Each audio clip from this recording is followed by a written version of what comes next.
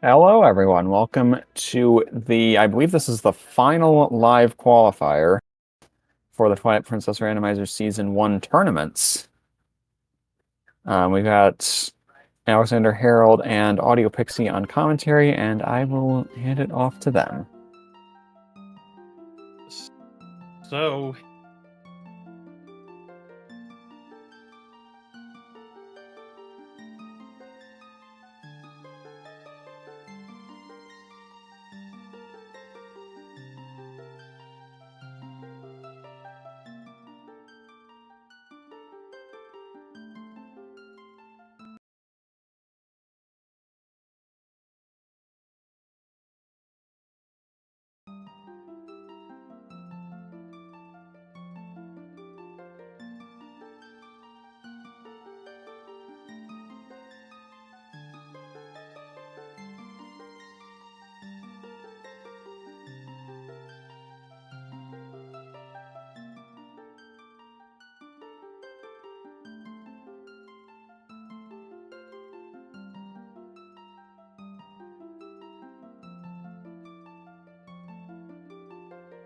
Oh.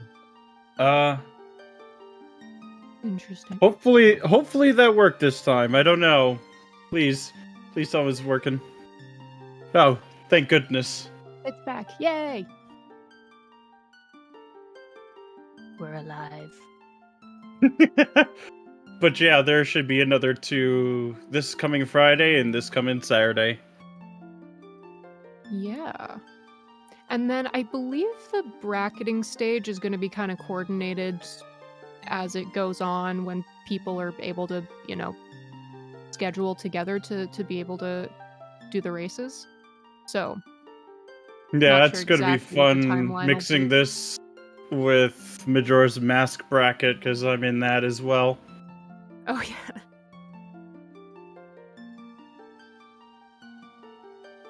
Yeah, is there a Wind Waker one going on as well right now? I don't remember. Yeah, there is. I've Okay. been watching a couple matches. Very cool. Well, how are we doing here? Looks like we're just waiting on one more person to get set up. As per usual. Do you have any dungeon predictions for today? Do you wanna throw something out there before we see it? Well, Anything like I can't really say calling much. to I've you? been all across the world except for Goron Mines today, and I did 4 seeds Okay. today, so... That's so many. Yeah, I've not seen Goron Mines or Lakebed Temple today. Oh, or Lakebed. Okay. Yeah. Forest, Yeah. Lakebed, City, and Sky. Okay. Well, I want Snow Peak and Sits, or City in the Sky. And for the last one, I don't know. I guess either Temple of Time or Forest Temple. I've actually been enjoying playing through Linear Gang. Yeah. I've actually been enjoying Arbiter's Grounds, like ever since I've been getting Poe 1 skip more consistently. Yeah, I have to say, it hurts a little. Arbiters was always my favorite dungeon, but from a vanilla perspective, and, the more you play Rando, the more you go, don't ruin it for me, come on. I'm starting to dread it, like, a little bit, and I'm like, it's fine, but... Oh, those are some good predictions, though. Yeah. But, Eyes of Yeto, please. Oh, yeah. We'll have to see, though. If not, then I hope the consolation prize is that one of our always is actually required. Eyes of Yeto.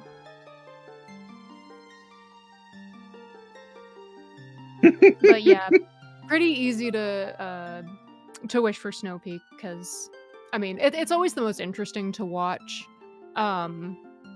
It's a really good go mode dungeon if you can get it. Yeah. Oh, all right. Looks like everybody's queued up, so got about 30 here till we start. Yeah. I guess, yeah, we're keeping track of hints today, so need to keep an eye on that. Yeah, very true. Yes, okay. That check, I don't know if anybody's, like, changed their routing yet to, account for the fact that that chest is just broken, but, like, I think there was, like, one qual where it was a heart piece. It's been, like, something important, like, every other time. Yeah, I know, it's crazy. Alright. Alright. Snow Peak, Temple Oh! of Time, and City And in the City in the Sky. Sky. Okay, okay, that's a pretty fun loadout. Yeah. We've got Upper Zora's River Foolish. yeah. And Zero Gale Rangs Boomerangs in and Dungeons. Alrighty then. And it's some cash. Ooh. For me, I usually like to get to Farron Woods when I get 100 rupees, because if it's foolish, I can leave immediately. If not, I can just go and grab the hint immediately, or like get the Toro bottle immediately. Yeah, I find going there until later, it's a little bit tough, but I see people routing it where they're going through the kind of Koro cave junction there into Farronfield instead of the other way from Eldenfield. And I was like, I feel like that makes sense. It makes it so much easier to grab those early, and because otherwise I feel like they get kind of left behind. But yeah. Boron Spring Water Rush is dead. And Shellblade is dead. Lovely. Good old always hints, saving us lots of time on checks we really just don't like to do.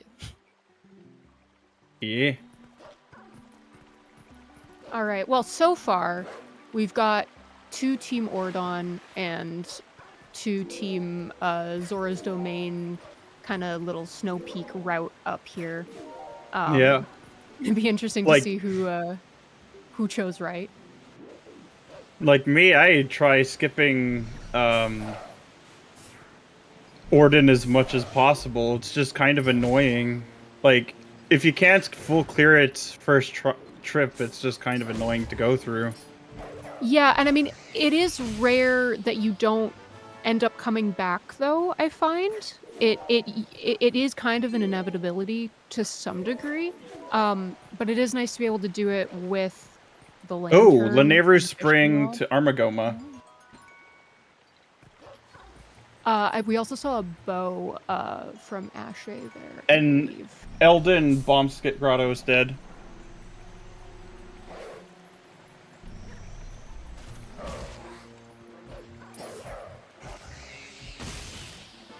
There's some pretty good starting hints right here. That was Laneru Spring to Armagoma, right? Yep. Cool. Yeah, we are getting Sacred Grove starters here as well. Oh, yeah. It is nice having these 2 new checks here up at the pedestal.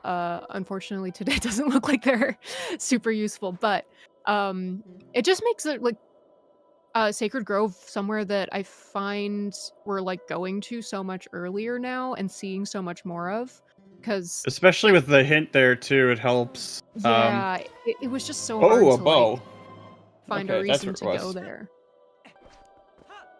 Yeah, it's fairly dense at this point though, so it's quite a nice change. And Lantern to Ball and Chain and Cack Gorge is double claw shot is dead, so.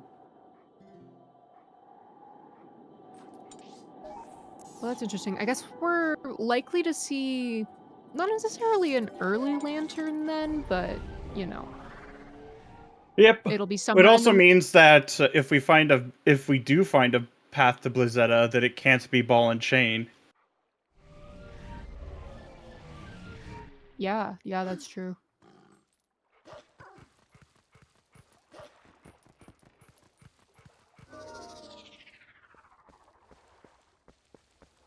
gonna be interesting to see what that Lanayru Spring path to Armagoma hint is going to be, because there's pretty varying degrees of Ooh. what items you need to unlock. Fair and Field to Blizzard.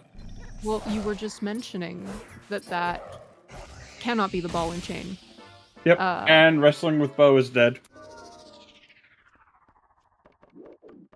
Yeah, that's the other thing about the Ordon full clear. To be able to get it is there's a few items that you need to actually be able to do everything, but there's also the chance of getting that bow hint, which really saves you a decent it's amount bow of time. / goat's hint. It's the super sometimes.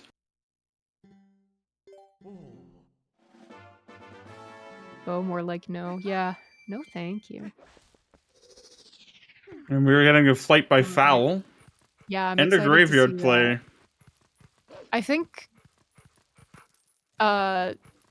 this included like all 7 of the Flight by Foul checks, so like the 5 up here and then the 2 on the statues, but it's something like, it was some crazy number, like 86%. Oh, we've got another bow. All right, lots of early bows. Yeah, but something like 80-something% of the time there's a, you know, something good there. Yeah, speaking of which. Makes sense. Yep, there we go. It's just a super dense area, so it's not unwise to come here soon. All right, so far things are pointing towards City maybe even being the first dungeon here. Yep. Still kind of hard to say, but that's how it's feeling at the moment.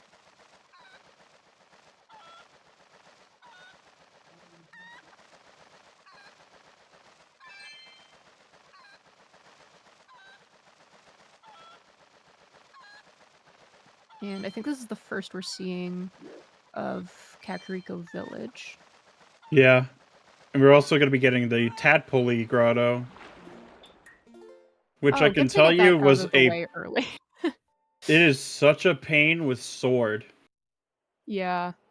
Luckily, there's a lot of bows in the pool right now, so that'll make this a lot easier, but yeah, there's something about the sword timing. It's just not exactly when I expect it to be. Baron Woods is foolish. Oh, Baron Woods is dead. And Lanayru Spring Lantern is dead. So that's actually pretty big.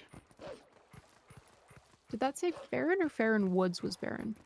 Just Farron Woods, right? Yeah, right. Farron Fields is hinted path. Was that a hint? Very cool. All right. Well, we've got.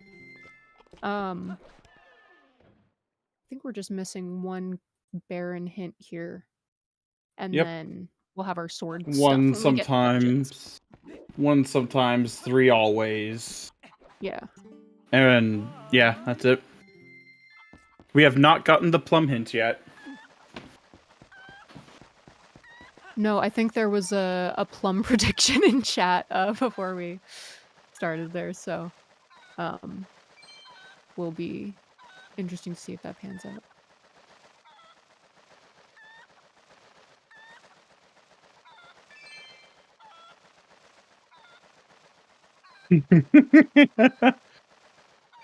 Because, you know, at this point, I've had every single one of the always hints at least have a required item at some point. I had a skippable memo the other day. That was pretty fun. I've heard that's not terribly common.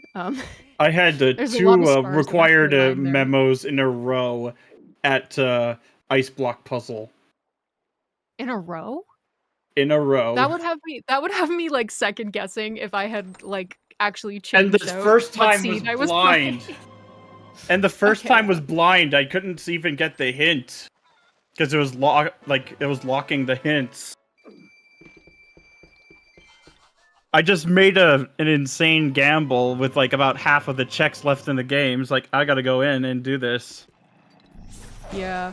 Hopefully, we don't see anybody getting misled into doing Ice Block Puzzle Cave. Like, I think we saw, I want to say that was the first qual where... Or no, maybe not the first qual. There was that required Dominion Rod, I think, on there. Oh my god, At yeah, one point I that was got baited rough. by that. I know I got baited by that too.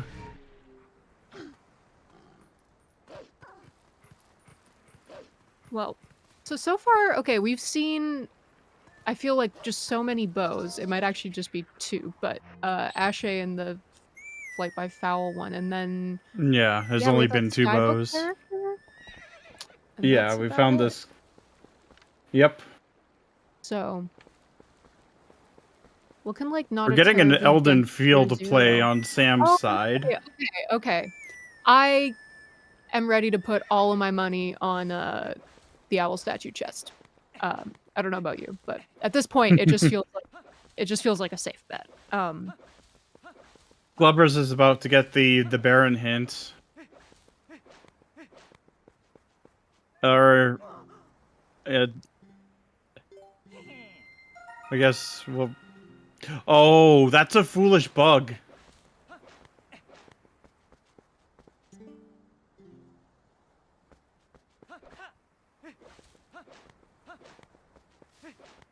We seen Agatha yet, or No.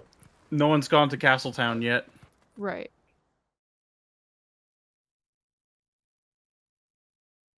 Oh, Oh, that's a claw okay, shot. there we go. We've got That some, was an Elden Field. yeah, Bombskit Grotto. So Eldenfield is the move. I don't want to say as usual, but at this point, you We can't did help have but notice the a lantern pattern. check. We did in fact have the lantern check hinted, so this was a pretty smart play here. Because you can focus on the bomb rock later.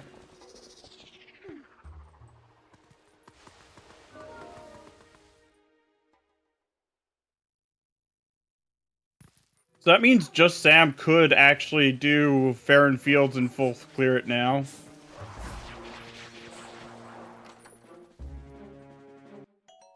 Yeah, which would essentially guarantee them something. Oh, it's a Oh, sword. we've got a sword as well. And that's... Oh, that's... Oh, iron. Oh, and iron boots. Oh my gosh. Wait, that was Fair and Field Grotto, right? Because there's Yep. more than one chest. Yeah, okay. So, yeah, that's definitely the move.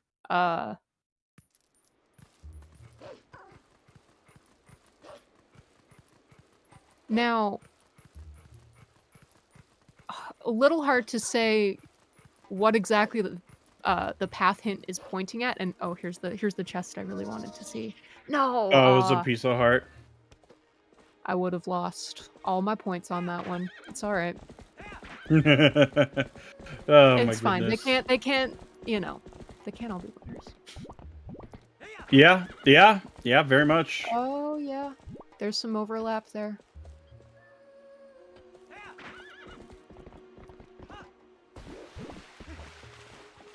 But yeah, it feels a little more likely that the boots would be what was being referenced. Nothing there. besides Castletown. And Lake Hylia underwater chest is dead. Besides Castletown. That is Okay, all of our that's foolishes sure. and sometimes. Yeah.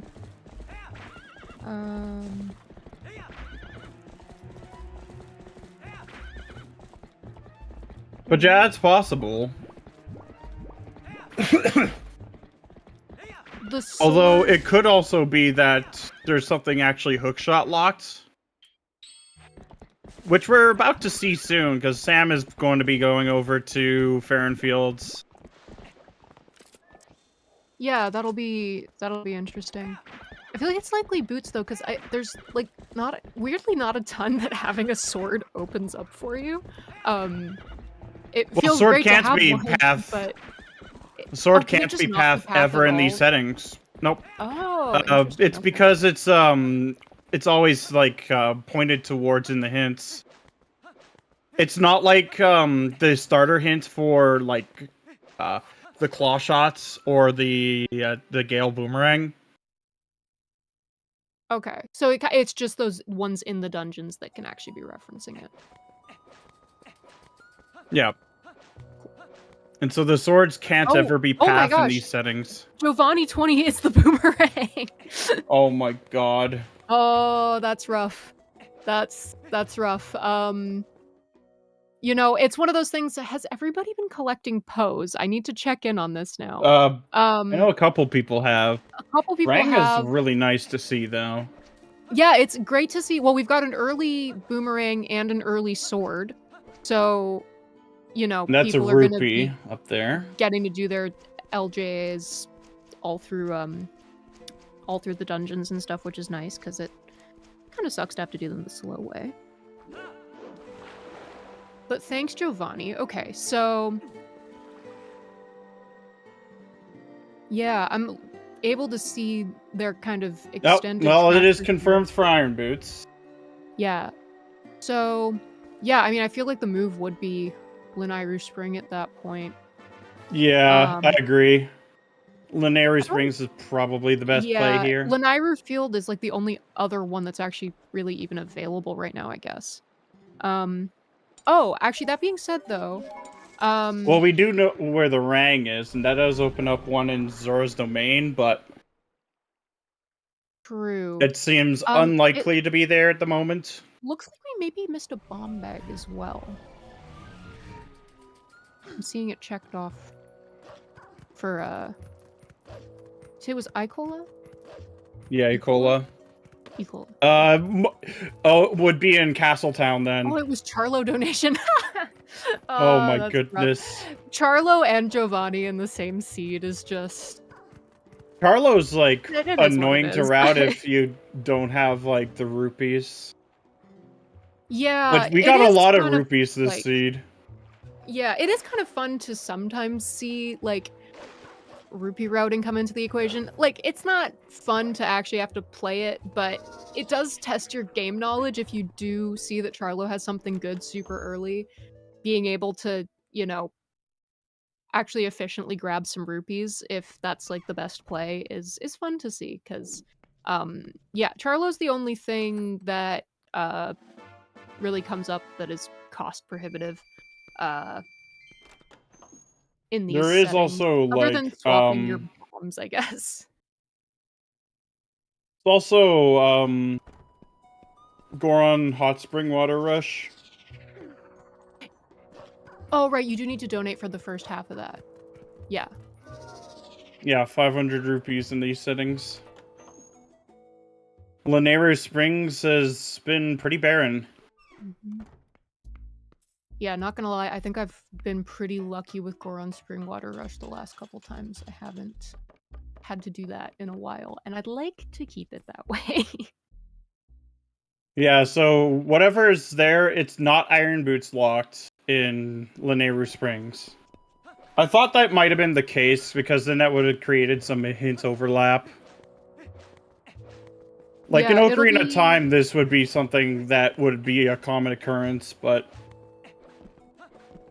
It'll be interesting to see if that, if the Iron Boots and Boomerang combo, are pointing towards that Zora's Domain chest, because it's a little bit out of the way. Like, if you don't, you know, finding the boomerang doesn't seem to be super straightforward. It's going to take people a second here. Although, Fodder Cannon's in Castletown now, so hasn't been checking off how many Pose he's collected. I think I saw him doing it, though, so I think he does have them. Hopefully. Yeah. I'm surprised Sam isn't pushing Lanairu Spring more. He can do basically, what? 2 out of 3 checks? I mean, statistically, he's gonna find path on along the way. But Flight by Foul is pretty check dense, so... Yeah, and he does speed it up. Yeah, 4 checks out of 6. Because Lanairu Spring is, Lantern's been hinted dead. Yeah, just Sam also the only one that's a claw shot to actually pull off 2 of those, so. Yeah, I can see that.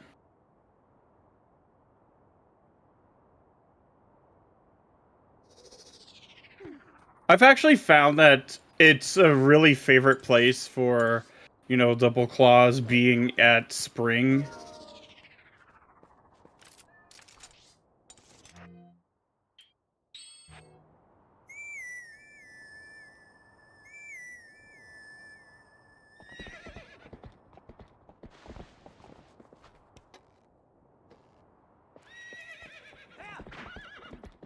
But yeah, it looks like Glubbers is going to be getting his claw shot soon too.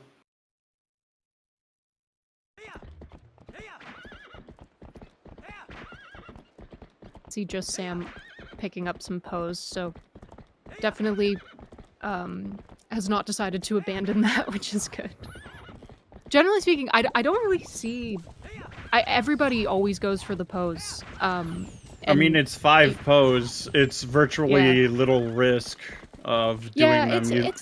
It's definitely not a huge risk. It's one of those things, I think when I first saw kind of how the settings were set up, it was like, oh, okay, do you take the gamble or not? But It's not much of a gamble. Yeah, it's just like, I'm like, no, it's always worth it to just grab them. But yeah. Yeah, and the stock cave is available too.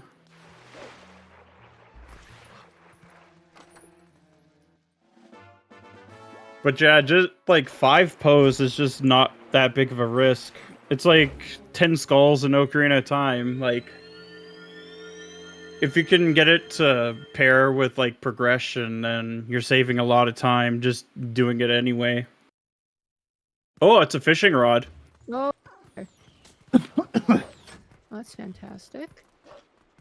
Just Sam getting to do the safe strat for getting over to the other statue. Yeah, that's real weird. Uh-oh, that's not good. Hopefully he doesn't memory hold that, because that could be disastrous. Yeah. That's why I use a map tracker. So I don't have to burden myself with remembering all checks. Oh. I already do that for Majora's Mask and Ocarina of Time already. I don't need a third game to do that. That's unfortunate. Yep, truly unfortunate. Ecola hopefully won't do the same thing? Yeah, yeah, the question there is, was that a choice to, take a risk and come back with Lantern? But also, part of me says probably Didn't get not, the warp either. Oh, that's unfortunate. You usually want to route that in, because it saves you a lot of time later when you have, like, when you may have to go back to Northern Elden. Let's see, is anything here, or is it double claw? Oh, no, there it is. Spinner. Yeah. Yep, makes sense to me. Right. It couldn't be Lantern anyway, because that would create hint overlap. So there's probably, like, a fishing rod that's Iron Boots locked. And City's a good candidate for that. Because, yeah, we have, like, the entirety of East Side we can do. If it's, not dead. But I have an inkling that this time around, it might be required. Yeah, it always feels pretty lucky when you only have to do one side of City there. Well, just Sam is gonna get his boomerang, not, like, pretty quickly as well, so we don't have to worry too much about it. Yeah, you don't lose a whole lot of time checking the sign. You get a lot of info from it. Yeah. Well, Ecola's gonna get his claw shot here.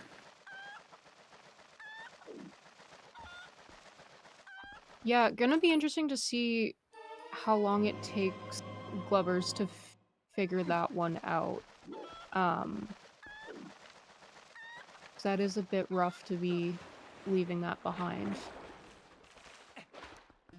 I think this is our first star 1. Yeah, I Because, think so. oops. Whoopsie. Boom. Because everyone else came in without it. It didn't matter much, but it could have. It also means we could do tightrope.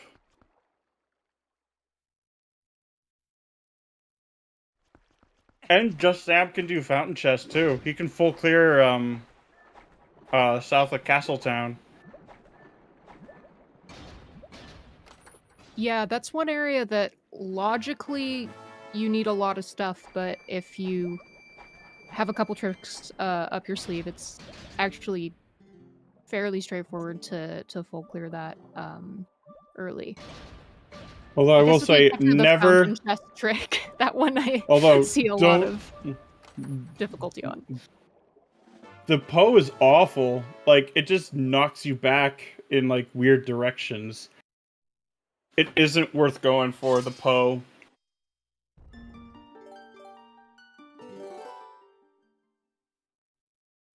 Just Sam catching up on that boomerang. But he has, like, basically He has everything, yeah. every reason to just dip City in the Sky here. Yeah, for sure. I'm gonna need, obviously that second claw. Also another sword. That being said, poking into a dungeon and maybe hoping for a hint that's gonna point you in the direction of a sword would be helpful. Argarok is unfortunately one of the only bosses that does require a certain sword level to beat. Yep.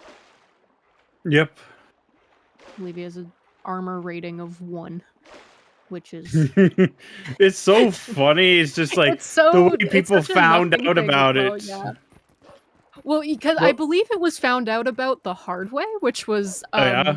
hitting him with a wooden stick for a very long time, and eventually going, I must be Oh, missing this is something here. impossible. Well, that's the best way to learn things. Aw, Link's rupee. Validation rupee has been acquired by Just Sam. Nice. Very good. And I think bugs were dead this seed. Yeah, Agatha's sign was not revealing anything to us, unfortunately. We are indeed talking about Employee of the Month. Yeah, it's my nickname for him. Ecola doing Vine's chest. Too bad. Oh, it's because he has bomb arrows, so he can do the You can do the southern other part two, too. yeah. Not a bad move. They're a little bit out of the way and a little bit slow, but that does mean that they often kind of end up being last checks, I find. So it is good to see them at this point just get it out of the way. Because if that pays off, it would pay off big time. I don't, you know. Yeah, This it's isn't gonna be an quite a early win for a while. lot of people. Ecola also hasn't done fair and field, so I think that's probably going to be chained here. And Fodder gets his claw shot here. Oh my goodness! The slingshot. Did you have required slingshot the other day? Did that happen? Yeah, it did. Yeah, okay. That was good. That never happens. You'll love to see it. It was It the was Deku Baba Grotto in Sacred Grove. I had to cut off the... Yeah. Which is interesting. I usually, anytime it's like required slingshot, it's usually to get past the Waltulas in Forest Temple. It can be. I've had it once. So, I had no access to other projectiles. Yeah. it locked the claw shot, which locked all of the other projectiles. Which made a slingshot logically required. Yeah, those two. The only other time you could was see it is like if you have a Forest Temple seed, and you could be logically required to go into Forest Temple to get an item. Yeah, if you get like bottlenecked into the beginning of Forest Temple there, which again, these things like don't really tend to happen, but occasionally it does, and it's pretty fun to see.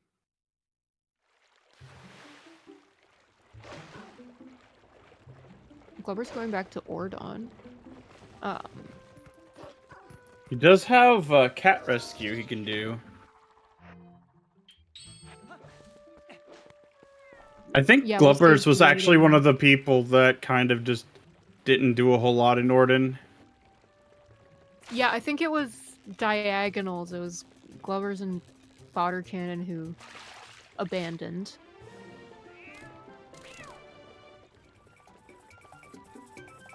I think Sam is probably going to do Stalfos Grotto after this. Because that was nothing. That was a whole lot of nothing.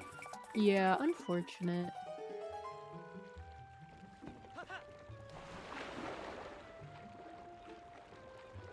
I feel like the lantern could just be sitting chilling in there. Yeah, it's still hard to say. There's nothing really... Because the spinner could easily be like just required for Armagoma for boss key alone. It doesn't need much else to do that.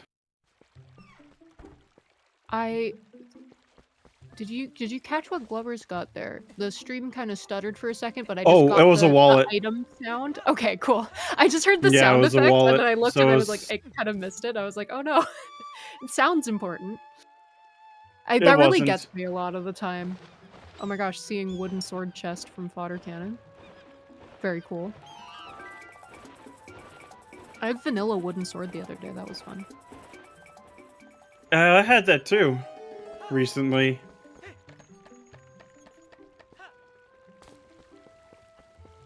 I also had vanilla Ordon sword. Oh, okay. Those would be fun back to back. Speaking of the Ordon believers versus deniers here, yeah, our two Ordon deniers have seemingly come back to take a look at that at the same time. And just as you predicted, just Sam's heading down into Stalfos Grotto. Definitely looking like just Sam's got the leg up here, having pretty much all of the good items that we've seen. Everybody else has some assortment of them, but just Sam's managed to actually scrounge them all together here. Because it is entirely possible that our lantern is just sitting in, like... Oh, there's a Dom Rod. Oh, First Dominion Rod.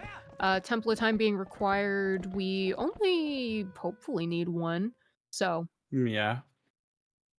That's but, pretty like, big. Lantern could just be sitting in City in the Sky. Yeah, After at all, this point, I don't think it would be a terrible idea to just start chipping away at that. Yeah, I mean, you get dungeon information if... Well, Snow Peak and Temple of Time are... Considering that the lantern leads to the ball and chain, I mean, you could get to Snow Peak sooner, but they're both really, like... Lantern's a big item here, so yeah, I think taking that kind of... Hoping it looks like we got a Howard. Sorry. Can we get some Howards? City in the Sky would be really good because there's quite a few Iron Boots lock checks in there, and we've not seen us like Iron Boots pay out at all.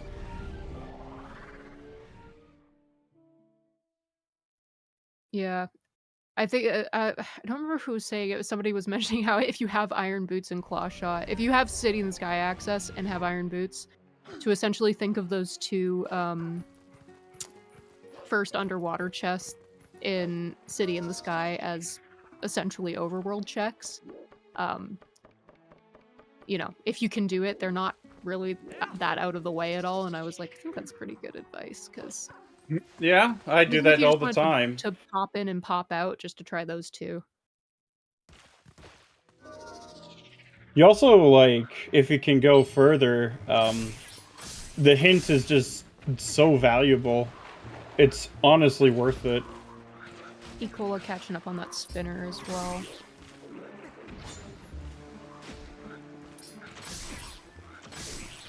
Especially since irons are path to Blizzetta.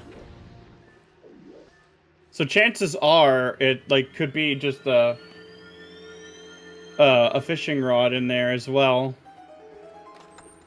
And then it could be lantern in like one of the worst spots possible. Snow Peak Ruins. Always a possibility. Yeah, there definitely is still I think the option of needing to logically double dip dungeons here. Hard to say. So hold on, let me put it down. Oh, yeah, I'm Because not I sure did that write was all of the bought. hints. I've put them in the dashboard. They're just... Are you not able to see them? It's not printed in them. Oh, interesting. There used to be a save button. I'm not seeing it. Let me try resizing. Sorry, I thought those it's a Dom rod that's Iron Boots locked. Oh. Oh, and that's the second Dom rod as well, so... Yep. That kind of tells me that maybe that ball and chain is, Now it or can that be second like, fishing rod, pardon. oh no, Aru memo as well. Though. Oh no, wait, that's so bad because like they're at the exact same junction, so it's like, do you do desert? Do you do Dominion rod checks? That's just like a lot of stuff open all at the same time. Oh gosh. All right. Well, what are you gonna do? Wait, we're getting a plum on Glubber's side. We are getting a plum. I don't think we got that hint though. He's doing it blind.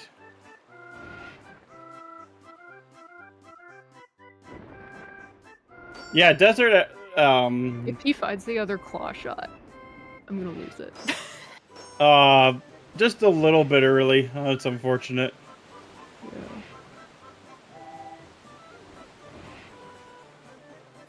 Yeah. A wee bit early. Oh, that's unfortunate. Well, Plum is sadly nothing today. Nice. Oh, sorry, I'm trying to reset. I don't have a save button, so. Gave it a little resize and it didn't work if you guys are able to fill those in. Thanks.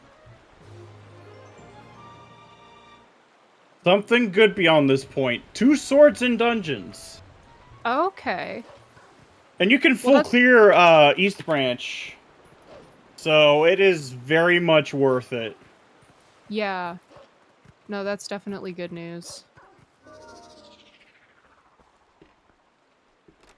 Yeah, I would have been, like, if I had just Sam's kit, I probably would have been in here about 5 minutes sooner. Like, yeah, I'd push.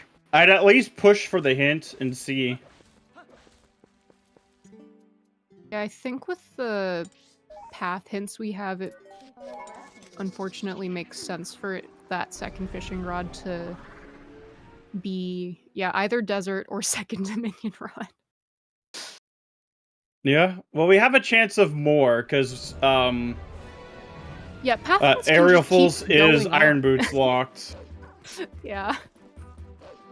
Sometimes you think you know what's going on, and then you just get more stuff, and it muddies the waters a little bit.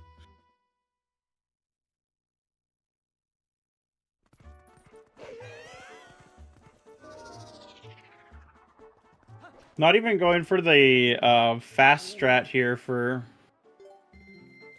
like getting the lower chest. I mean, it did take me a while to actually pick it up, but oh, that's a lantern. A lantern. That was okay. Zora's domain. Okay.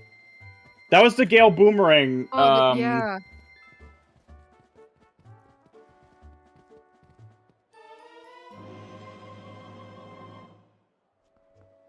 Yeah. Almost kind of... I believe Ikola was the first one to find that boomerang as well. So... And there's the sword. There's the... Yeah. One of our 2 dungeon swords have been located. Yeah, I wouldn't be surprised if like Temple of Time is like close to being unhindered foolish here. If a dungeon is foolish, I believe it takes priority in hints. I mean, so that it probably has like a dungeon, like it has probably a bow or something that isn't locked by the other ones. Is what I'm talking about. I see what you mean. Yeah, okay. Unhinted foolish, basically. Yeah. Also, hello everybody from ZSR Maine. Maine. Over. Yeah. Yep, it was a Majora's Mask bracket match. Boomerang for Glubbers. Still not seeing a return to Elden Field there. I do have some worries that they might think they did that check.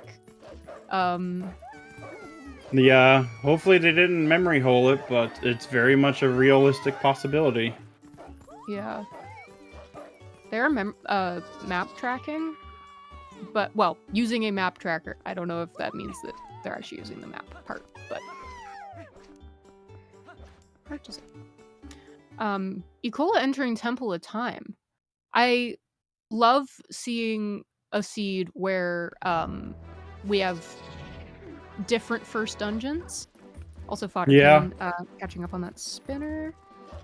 Well, it is possible that a claw shot is just here. Yeah, I mean, it really could be either of them that are sort of the intended first at this point. Yeah, because Temple of Time is something you can clear. And there's the Farron Field sword hinted. Mm-hmm. Oh, it's not even going to do aerial falls here. Lantern was in the extinguish all chests check in Zora's domain. Yeah, which required a boomerang that Giovanni had. So, not the easiest, but also definitely was intended to be found on the earlier side, so we're gonna have to see it before too long from everybody here. I mean, you could do Goron, underwater Goron out of logic and route that in. Yeah.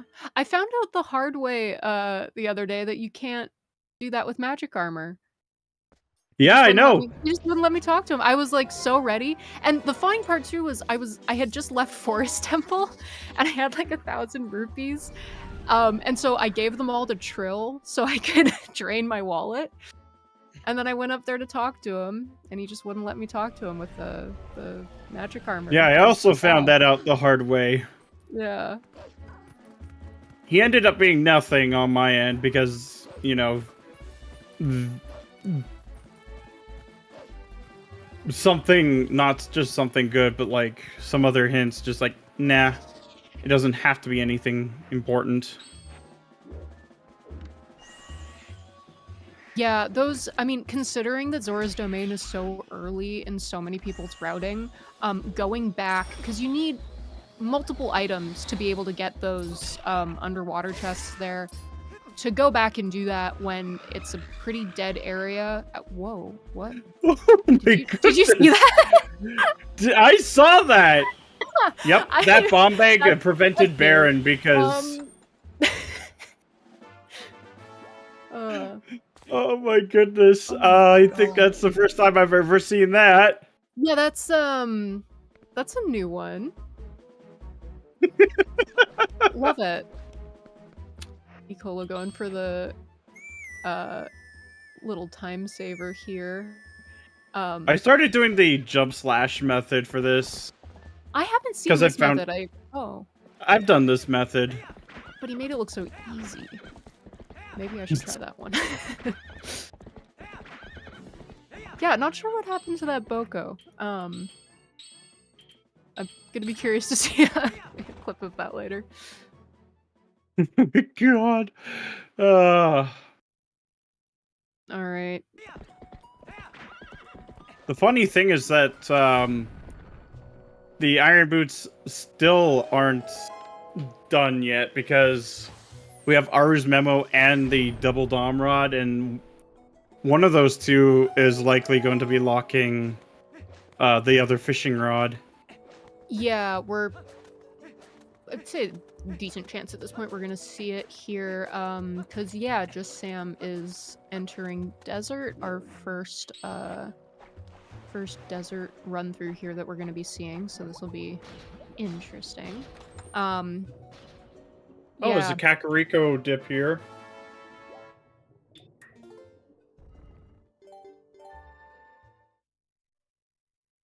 I think it'd be safe to say that just Sam is generally in the lead right now.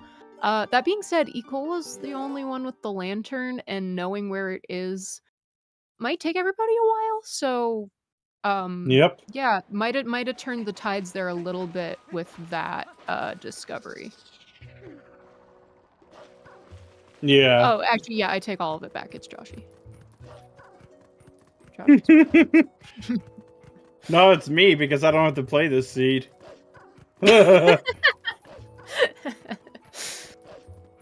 fair enough. Because that claw would have been annoying for me. Mm-hmm.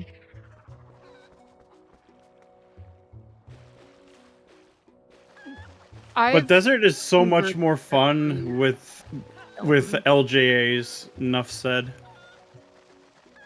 Yeah, it is nice to see a seed with you know, all the LJA equipment early, because you know, part of the fun of, especially when with like restreams and stuff, is like getting to watch everybody, you know, execute on cool tech. And when you have like, you don't have double claws, Glubbers. Or fodder. You don't have double claws. That's yeah, that's a void out realization. Unfortunate. But yeah, it's only nice to, big like, key see beyond this something where point. Rang's not like a go mode item, so then you don't get to see anybody do cool stuff. It's always kind of sad. Yeah.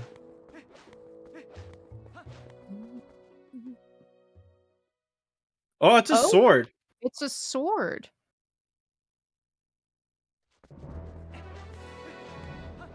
Well, that means we've got the fourth sword is in a dungeon. Yep. But that does demystify all of our sword locations for the most part there, so. Yeah, we got Fair and Field, City in the Sky, that unfortunate double Dominion Rod check in Desert. It won't be too, I think a lot of people have been finding those Dominion Rods. Actually, I take that back looking at everybody. Everybody's trackers. Ooh, that is unfortunate. A little bit early on the jump slash. Yeah, why does it still feel like it's faster than waiting for the P-hat? Definitely not when you have to warp all the way back there. Those P-hats suck. Enough said. Yeah. Like, they're mostly fine in...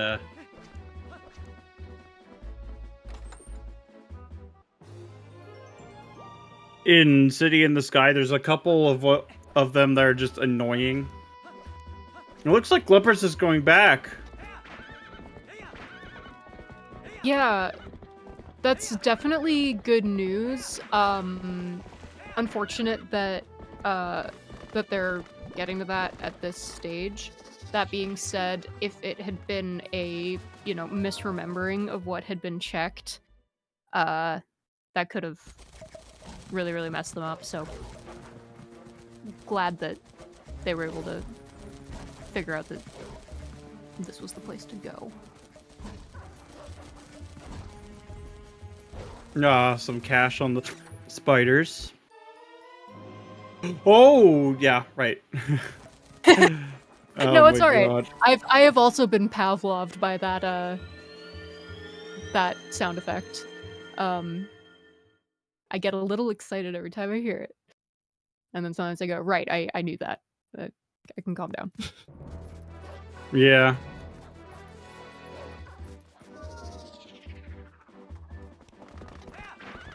It's one thing I never want to randomize the fanfares, because I'm like, that sound effect is just so burned into my brain as, just immediate dopamine. It's like Christmas. Well, I every time personally hear can't it. wait until they get custom music. Yeah, I saw That'd people be talking fun. about that. I think that would be fun. Make like a custom OST.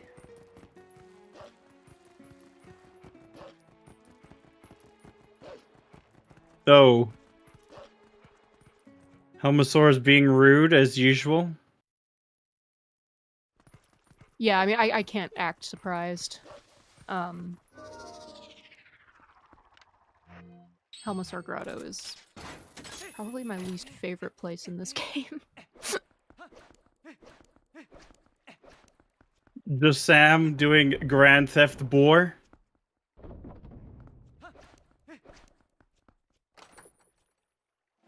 Oh! Second claw shot.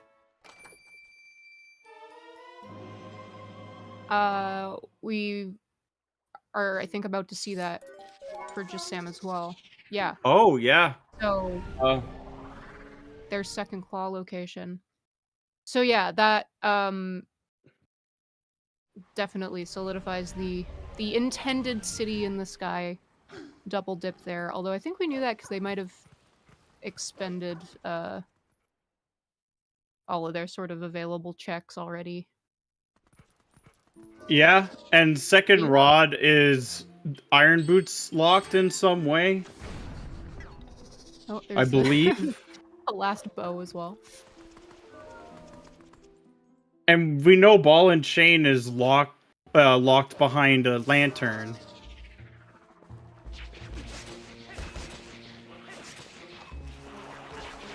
It could be on Goma, but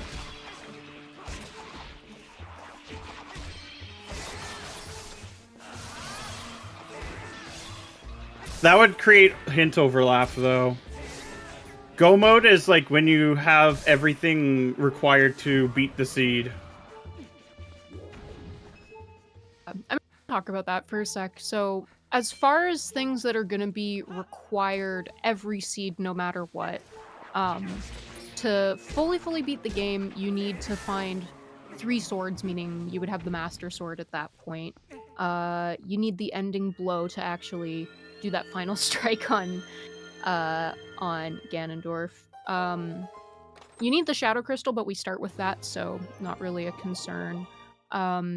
You're gonna need either the bow or the lantern to get through Hyrule Castle. You also need the boomerang and the spinner and the double claw shots to get all the way up through Hyrule Castle. Yeah, I want to say that's it for super hard required stuff every time. At least in this rule set. Yeah, Gale Boomerang, Spinner, Double Claws, Master Sword, every single seed. Yeah. As far as these settings go, or these required dungeons, sorry, since we have Snow Peak Ruins on the roster, we're gonna need the Ball and Chain, and at least 1 Dominion Rod for Temple of Time. And definitely Lantern. So Lantern, if Temple of Time wasn't required, Lantern would be a maybe. It's a maybe that you end up seeing pretty much most of the time, but you can technically get all the way up there without it. But since Temple of Time is required, that's going to be a hard required item for this seed as well. But yeah, so at this point, we've seen, I mean, most of those things. That Yeah. fishing rod second one is still eluding us, but other than that, But 3 fused shadows to remove the barrier in these settings. You can actually set it depending, like, for different settings. yeah, the way that this is set up, you're for sure going to get those fused shadows as the rewards for beating the 3 required dungeons. So at the end of each dungeon, you'll get 1. There are settings where you can change that, so you can either select mirror shards, which there's 4 of them in the pool instead of 3. So kind of lets you pick how many dungeons you want to do. If you decide to do it that way, where you get them, you actually get the dungeon rewards as dungeon rewards, there is an option to just have them as randomized items in the general item pool as well, which can be kind of You could fun. do vanilla, which is requiring Palace of Twilight. Yeah, If same you with wanted Palace of to- Twilight, make it City in the Skylocked. I don't see people doing that a ton, though. I feel like that's what you do if you want pain. Nice. Also gonna be seeing our first dungeon cleared here, from Ecola. Been really interesting to see, different dungeon orders. It does seem like that He got city the in unfortunate bug where, like, it'll hit through Armagoma. Oh, interesting. Yeah, finishing a dungeon sub-hour always feels amazing. Yeah. I think in my PB, I managed to beat a dungeon sub-hour, and I was like, I don't think I've ever entered a dungeon sub-hour before. It was quite the anomaly. Yeah, I've had almost a couple times where I did 2 dungeons a sub-hour because I had a really lucky layout. Oh, damn, yeah. Yeah, I don't think I've seen that And yet. then it was a casino mode, unfortunately. Yeah, there's a lot of stars that have to align, and, some seeds can really look like jet seeds early, and then you turn around and 2 hours and 30 minutes have passed and you're still looking for your spinner or something. I think we're gonna see our first star 2 here. Don't think that was one of the sometimes hints, so Nope, not the seed. gonna be interesting to see if that's useful.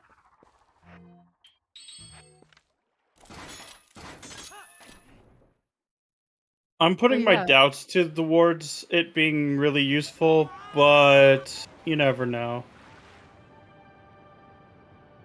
You know what is available, though? The double claw shot locked checks in Linearu Spring.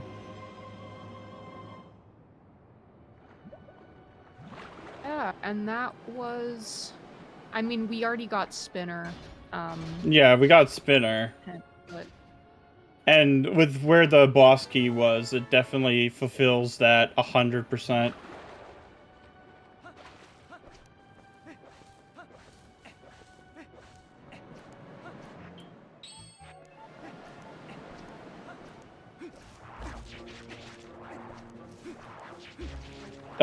That is unfortunate.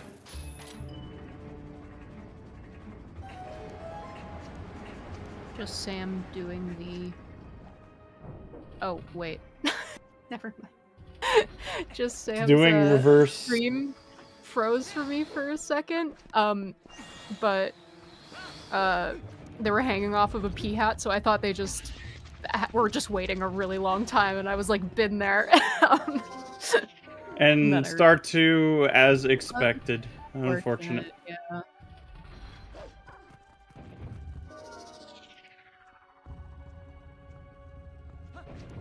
Yeah, feeling like a second fishing rod casino, I guess?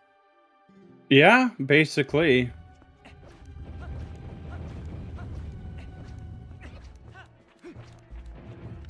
But not the worst. I This don't is know. definitely- This comes with instinct, I guess. I've been playing a lot of Seeds. It just feels like dungeons are just more likely to have things. Oh no, Sam, no! He had just said no. Unfortunate. Oh god, now Just he's doing getting bullied by the some- Poe. Yeah, doing some angry slashing to pass the time. Yep.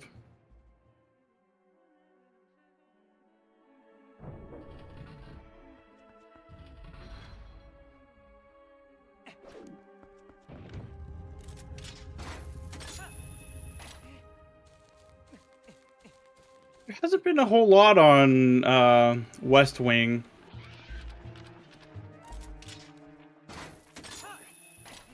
Really seen much of anything so far. Oh, also, we should do our little Right. 1 hour check-in here and say hi to everybody. Get you kind of caught up with what's going on. First of all, hi. If you have tuned in the last little bit, welcome. My name is Pixie. I've got Alexander Harold here with me on comms. We have, I believe, Isaac and Joshy in the tracker cages today, so thank you so much to them. Yeah, I mean, do you want to kind of give us a little play-by-play of where we're at so far? Basically, we're just looking for ball and chain, which is long shot locked, or claw shot. Oh, there's the. And guess what? It was iron boots locked, as I expected. Good call. Yeah, I mean, at this point, it's really just ball and chain that we're looking for. Yeah. Yep. So So that might give you some indication of who's sort of ooh, that is unfortunate. Ouch.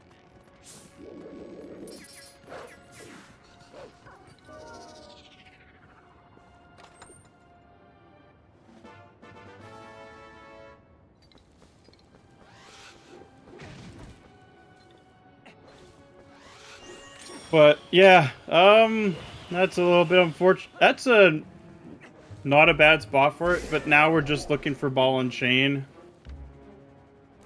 Which, ooh, that's unfortunate.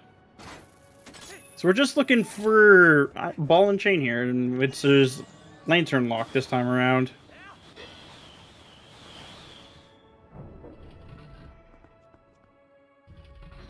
So it's not going to be in City in the Sky. And we know it's not in Temple of Time either. So there is mostly just scattered overworld checks at this point for it. Yeah, kind of Oh, unfortunate. wait. No, wait. No, never mind. I was about to say Snow Peak province, and then no. That's ball and chain locked. Oh, that's a very real possibility. Link's basement. There's the Yeah, like the grotto, the goat's grotto.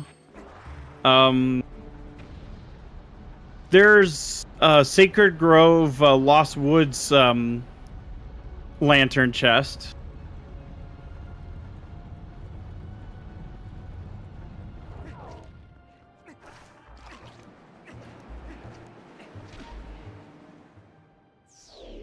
Sorry, I'm just trying to get caught up on. I've logged over to the tracker page so I can get the hints. Oh, updated. right. There's Kakariko Gorge lantern check.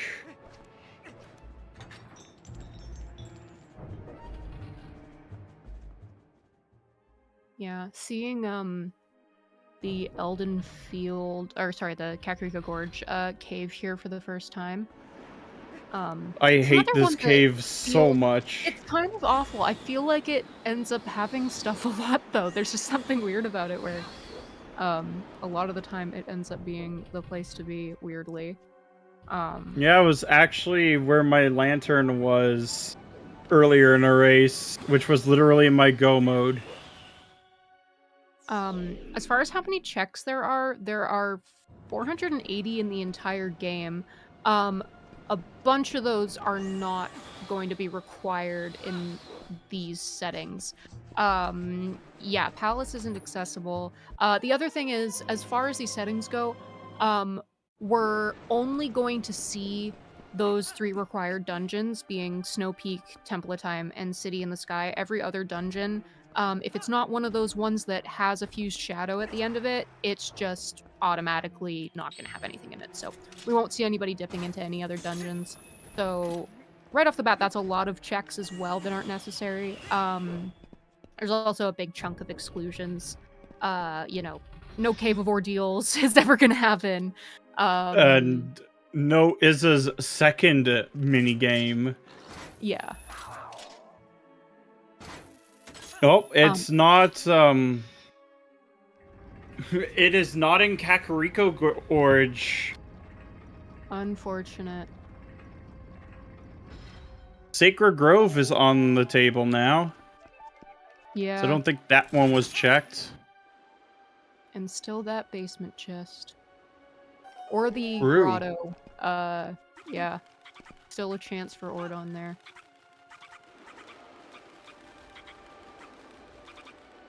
Yeah, because we actually got 2 lantern sometime since this seed. The one for Bombskit Grotto and the one for Lineru Springs. Do you want to help me fill in these hints real quick? I just got over to the one where I can change them. What were our 3 paths? We had... Was it Lantern? Lantern to Ball and Chain. Yeah. Field to Blizzetta? Yep, Farron Fields to Blizzetta, and it was Iron Boots. And then Lineru Spring to Armagoma, which was Spinner. Lantern was Zora's. Yeah, it was the Boomerang Extinguish All Torches chest. Which is a bit rough. It might take everybody else a second to find that. It's not a great spot to route. Yeah, unfortunately. Oh, besides Castle Town is the other one. There we go. Alright, Yep. Hints are fully updated now. I was like scraping the back of my brain trying to remember all of those. There we go. Yeah, if you give the bot a second, those commands should update in a moment.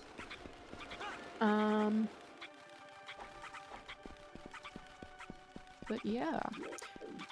Interesting seeing the different orders dungeons have been happening in here.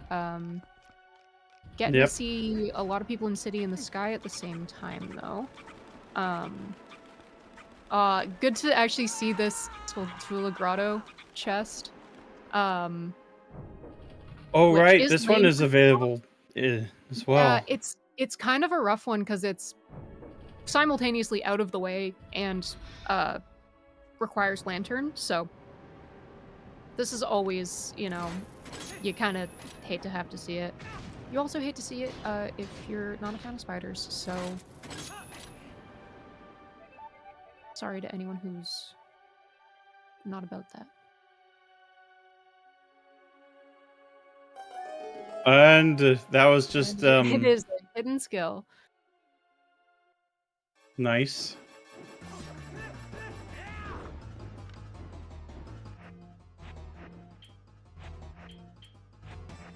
But we know that is also junk. Yeah, it was a very rough big key location for City in the Sky as well. Being that very last chest. I'm so glad I learned, or at least I managed to get it first try for Aralfo skip. Oh yeah, that one has a pretty precise setup, right? You have to do... I don't know, I got it pretty quickly, first try. Maybe it's just because I... Target, like, pixel perfect to get the actual clip on Yeah. there. Ecola has beaten Temple of Time. Yeah, everybody else is just about to finish up City, which, I mean, we were saying when Ecola got that lantern that might have kind of moved them into the lead, but at this point I'd say that that's a pretty solid lead. Unfortunately not Link's basement chest. That being said, it looks like he's been moving up in the world. That's more money than he usually has in his basement, so. So good for him. Oh. Yeah, you gotta be careful where you're grabbing in that room. Yeah. Oh, I see. Nothing against Yeah. tile worms. They're pretty helpful in a couple scenarios. No, we don't, Isaac. We don't know. No one's been into desert at the same time with both. Yeah. Ecola has not even gone into City in the Sky yet. No. I have some hope for the Ranch Grotto here, maybe, but remains to be seen. But yeah, at this point, fair to say that, I mean, we haven't really had to deal with much of a casino for the most part. This ball and chain is proving to be a bit difficult to find, but we do have that lantern hint, so that'll be helpful. Yeah. In narrowing down the That's the hunt, unfortunate because it is hard required to double dip because he can't even get into Snow Peak Ruins without doing the double dip because of where the second rod was. Yeah, it is unfortunate that he didn't tackle that dungeon first like everybody else, because right now he's looking for 2 items, really. Oh no, 3, sorry. So he's going to be checking everything as opposed to everybody else who knows that they're just looking for ball and chain. Well, they're looking for lantern, and they're probably going to just finish Temple of Time. Yeah, it kind of... well, they'll need to find the lantern before doing that, so there's going to be a bit of a interesting overworld kind of hunt around that, I suppose. Yep. Yeah, it'll be interesting to see who kind of narrows in on that first, actually. And again, for anybody who's checking in now, it was the Zora's Domain Extinguish All Torches chest that had that. So yeah, it's gonna be awkward to route in unless you want to do water, underwater Goron out of logic. Yeah. Funnily enough, in theory, he could have ball in a chain if Zora's armor is torch lock, is lantern finds locked. that randomly. That would kind of suck. Yeah, the other thing that kind of sucks about that check, though, is because lake bed's not required, no one has water bombs. Like, they have bomb bags, but I don't think anybody's bothered to stop to swap them out or anything, so that does end up being something. I think it's going to take us a minute to find that. This is also the perfect seed to try Norgor.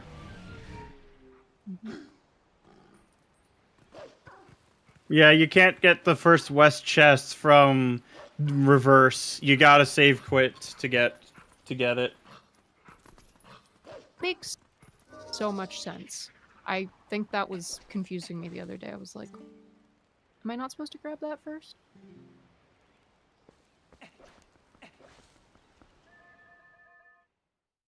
Well, looking like Ordon did not pan out there for Ecola. That is unfortunate.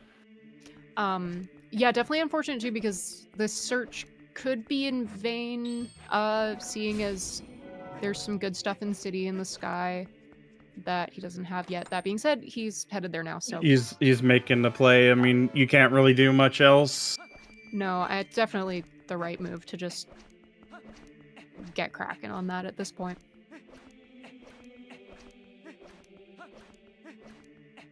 It's such a shame that Farron Woods is foolish, because that's a lot of lantern locked checks in there.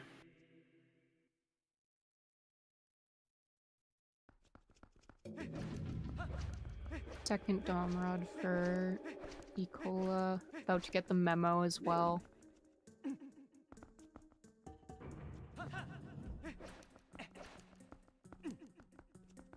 Pretty bold to go in without a lantern. Hint is nice, though. Is there a reality where Ball and Chain is in Snow Peak? I guess it would be possible. Or no? No. No lantern. We already know. There's no lantern checks up there, right? And the only one that's up Snow Peak is also a Ball and Chain check. So Ball and Chain locked. Yeah, so no. Yeah. So that means Desert is a done for. There's nothing left to really find there. That'll just be a go mode dungeon at that point, I think. Yep. So Desert is on the table. Like, you know, the rock lantern grotto. Yeah, the one Isaac mentioned is a possibility.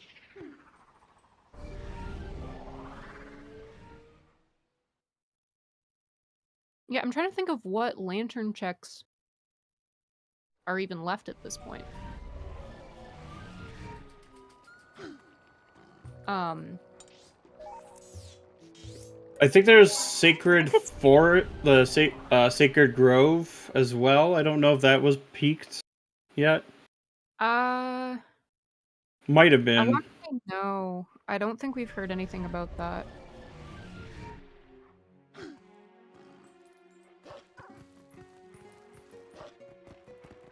But yeah, I'm assuming Ecola got the lantern check up in Zora's domain as well, considering that would have just kind of made the most sense in the moment. So I don't remember that one, but I'm assuming that's been checked. Yeah, I don't know. This Poe Grotto might be all that's left. Yeah. In which case, Ecola fully made the right choice here in immediately leaving City in the Sky to go in. Yeah, hopefully he can get the double claw that's also in the desert. Because the last fishing rod, you just can grab that pretty easily, doing reverse City in the Sky. Yeah. Yeah, lots of hidden skills. I think I had one the other day where I kept getting, hints for hidden skills, and at a certain point I was like, okay, I need at least one though. You can't tell me where they all are, because I'm gonna have to, keep track. Also, milk! Sorry. No, it's okay. Never apologize. Never apologize for milk. Alright. Desert Grotto, Ball and Chain! Oh my goodness. So if Ecola gets the double claw shot, he's basically in go.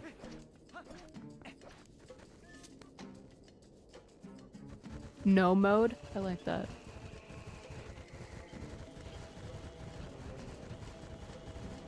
And all he has to do is steal a pig. Although he's probably gonna clear up as much north as he can, because, he doesn't have the other fishing rod yet. Yeah, oh my and goodness. Cutscene time. Unfortunately, might be running around looking for that. I think he's about to get sword. That freaking claw, so... Yeah, it'll be hunting sword as well. Yeah. We know we've got a sword in City in the Sky, though. Unfortunately, City in the Sky does ask you to, check a lot. Also considering that kind of He unfortunate. didn't get the one in desert. Like, he didn't get the sword in Desert Province. Oh, Ecola did? No, he didn't. Oh, okay. Yeah, interesting. Just kind of skipped the... 'cause it was the double Dominion Rod, one of those Yeah. ones. I think it was the character. Mm-hmm. Which... is one of them available out of logic with an LJA? Or do you still technically need the Dominion Rod to get both? Desert Lantern was Ball and Chain.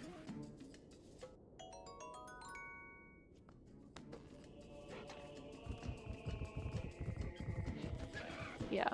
So... Oh, there's the double claws. yeah, for everybody other than Ecola now,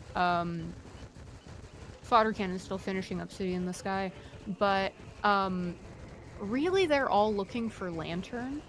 Right, second dungeon sword, very true. We've not seen it yet, Yeah, and that's well, the, Peak. Zora armor. Zora armor becoming, Goron underwater chest becoming a possibility. Or I It's guess not. I guess 100% for in us, we're Snow done. Peak at this point, Yeah. because It's gotta that's be the only received. dungeon we haven't seen a single check of yet. We've Yeah. seen all of the checks for the other two. Yeah, so I mean, this is I guess go mode from viewer perspective now. Like we've collected all the information. Now it's a matter of seeing who here can kind of intuit where to go. Who can get it? Yeah. So yeah, Lantern Hunt for 3 of them here, but Nicola luckily making the right choice there of just heading back up to City in the Sky. Unfortunate that they didn't grab that other sword, because that would have been a pretty good time to nab that, but He'll be able to get that when he's doing yeah. Snow Peak Ruins.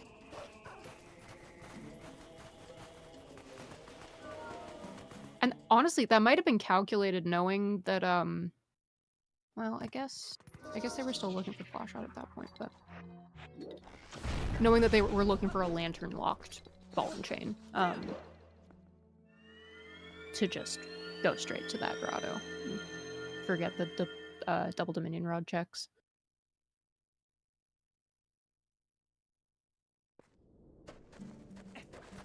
But if you manage to get, like, the lantern before going into City in the Sky, like, that was actually kind of big.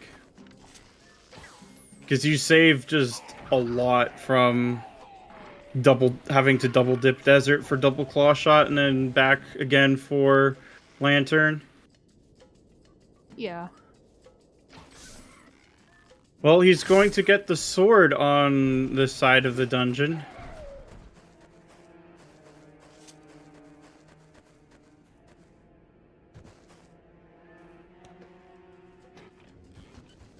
Yeah, and unfortunately, the big key is the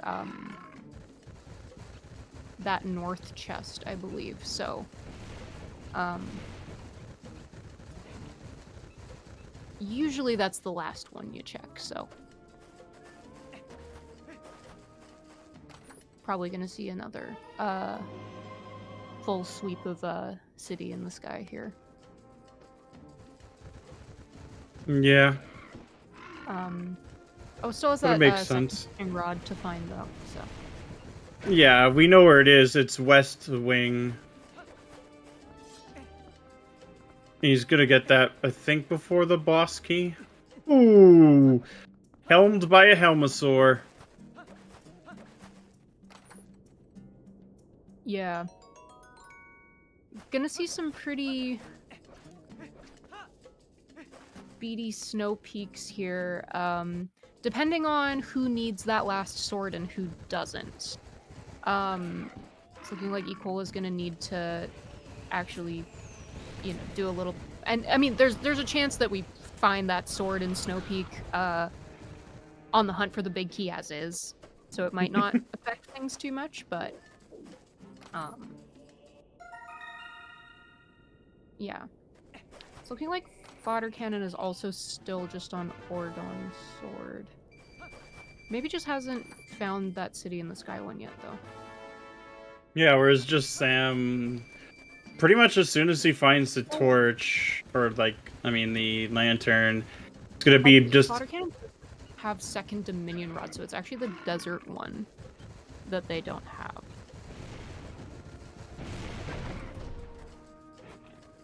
That'll be interesting. And Glover's grabbing that second claw shot.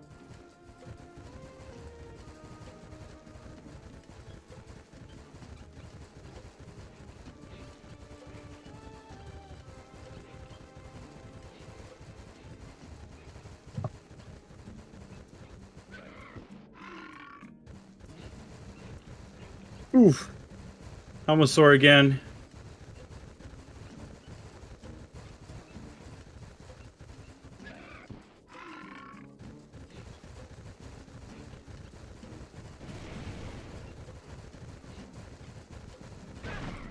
Alien shield. Fantastic. Where are you going now, Sam? I don't see Zora's Domain being for a while, though, unfortunately. It's a bit much to do.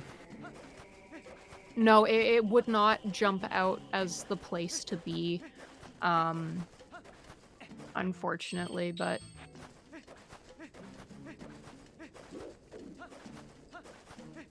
But yeah, this time around it actually was.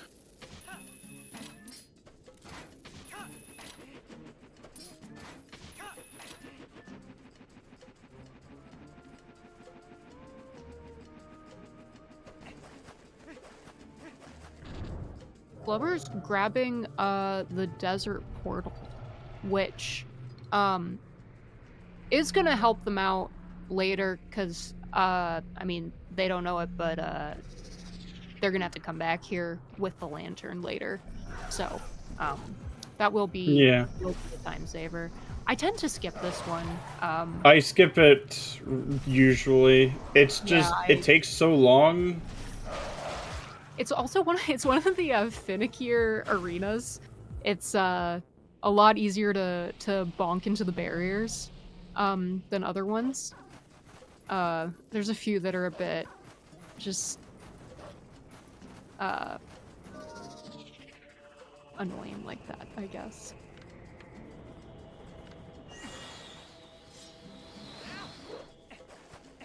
Glover's Looks like just Sam is setting up actually to do Zora's Domain here. Oh, okay.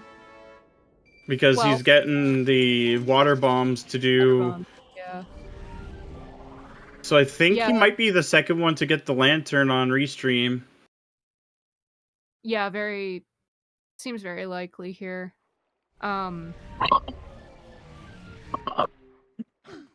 Yeah, they are. It is a pretty unfortunate check, that one. You just need so many things, and you need to go out of your way to get water bombs to get it as well. So, if you're playing a seed that's not a lakebed seed, you really just tend to not see it. Especially since, like, most people haven't really gotten Norgor practiced. Speaking of which, I know a trick I'm gonna have to start practicing.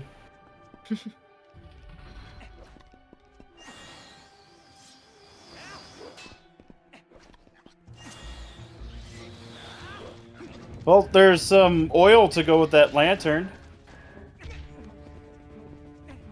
And thus begins Sam's journey to finding... Feels like it's nudging them in the right direction.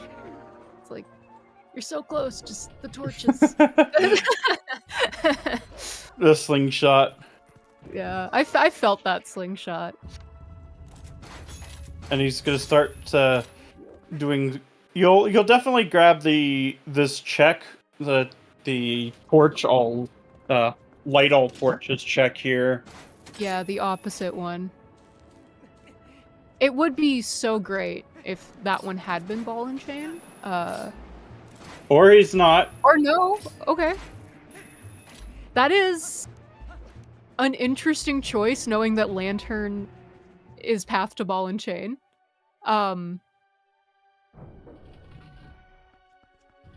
Lucky on that one. Oh, he's going for a Temple of Time. That's why, because it's the most check dense location locked by Lantern. It's just that all it has is a bomb bag and a big key. Yep.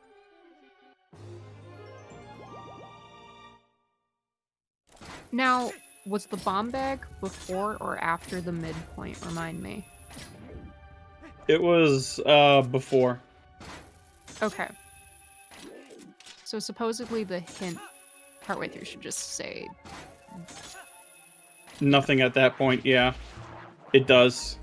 that's great. That will save them some time. So that's where the boss key was. That's a slightly unfortunate placement for that, but... It's not ideal, yeah. But yeah, Temple of Time at least is progression, so it's no time loss. It's just now you'll have to do some overworld checks, and I gotta use the washroom real quick. No worries.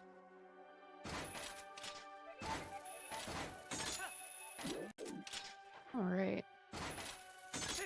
Once again seeing 3 people in City in the Sky all at once. It'll be fun to see Snow Peak as... Oh, unfortunate for Glover's missing that. But it'll be interesting to see if we get multiple people in Snow Peak at the same time. Because it's a dungeon where you get to see a lot of different kind of paths through it, and different routing options. So yeah, always one of the more interesting ones to have on Restream. Always very happy to see that. But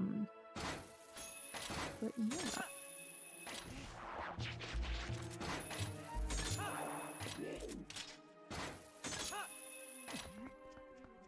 Another thing that we're seeing everybody, for the most part, doing in City in the Sky here is actually doing this wing backwards. So if you're just tuning in, or if you haven't watched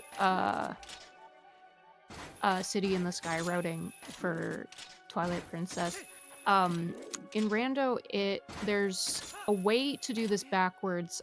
It's available in vanilla as well, but it makes a ton of sense when you're trying to route here, where you can do some funny business at the start of the dungeon to enter the main room without starting the fan up on the ceiling. And if you do that, you're able to sort of do things out of the intended order. And it ends up being a lot quicker to do things backwards than it is forwards, generally speaking. So if you remember how you probably likely did this dungeon in a vanilla playthrough, you, for some people here are seeing front ways, and some people I think seeing the backwards way, so that'll be good. But yeah. Also got fodder cannon, getting through the Gargarok fight, so that'll be his first dungeon down. And between Glubbers and fodder cannon, both of them, when they're done with this dungeon, are gonna be shot back out into the overworld here, looking for that lantern. Now, the ball and chain is lantern locked, and they're all aware of that because of the hint. But Temple of Time's entirety is pretty much lantern locked as well. So, once again, gonna be seeing if they can quickly figure out where that is. Wasn't too bad for just Sam figuring out that it was that Zora's domain check. But yeah, but he can kind of get ahead here by doing that quickly. Yeah, nature called, and She wouldn't accept no for an answer. But, yeah, routing that in with Underwater Goron is not a bad play. Yeah, that's also one you're scared to like find out the hard way that that's what you needed to do, you know? Yeah. Same as those Ordon lantern checks, frankly. It's only like 2 checks, but I'm always like, I just don't want to find out the hard way. I just want to get it out of the way and, you know, have the peace of mind that that I didn't ignore those.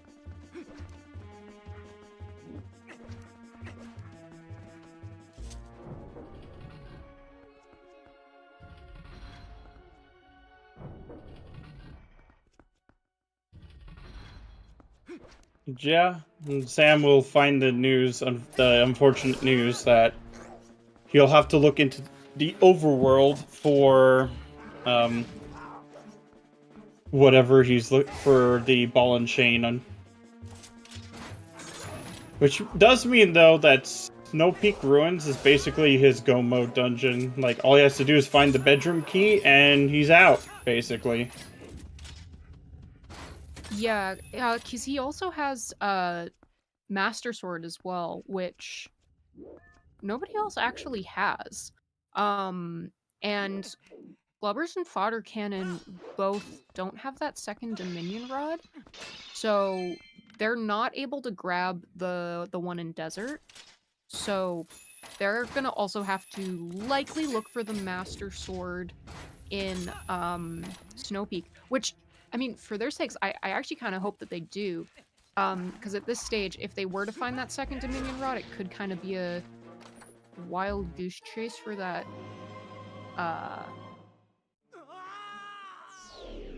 potentially for Lantern even, that could lose them a lot of time looking for that. So, yeah, kind of hope they just don't find it and just don't have to go down that road at all. Yep. Ecola basically in, like, sword mode. Yeah. There's been a weird through line with these qualifiers so far, and Dominion Rod just not really being everybody's best friend. There's been it's been different situations each time, but kind of boiled down to looks like we need to do Dominion Rod stuff, and then actually no, you didn't need to do Dominion Rod stuff, and just be a little bit frustrating. It doesn't seem to want to cooperate these last couple of seeds. Yep.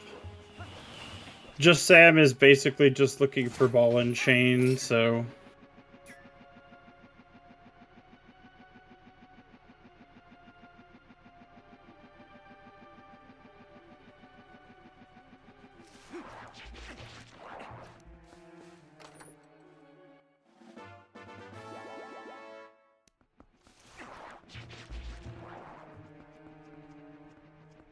Yeah, at this stage,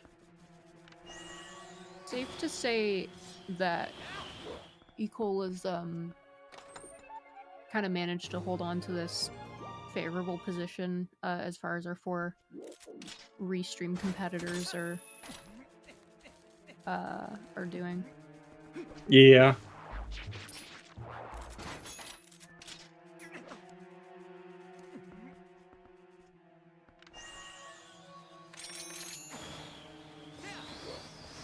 That's a great question. According to his tracker, I don't... Oh, goodness. That's a good point.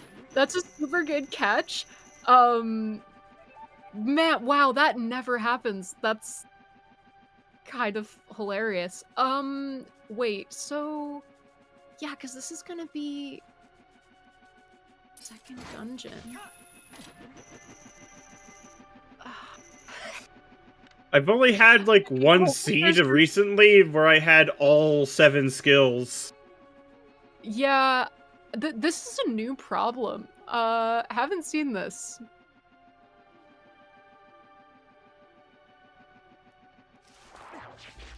Cola has ending blow? Okay.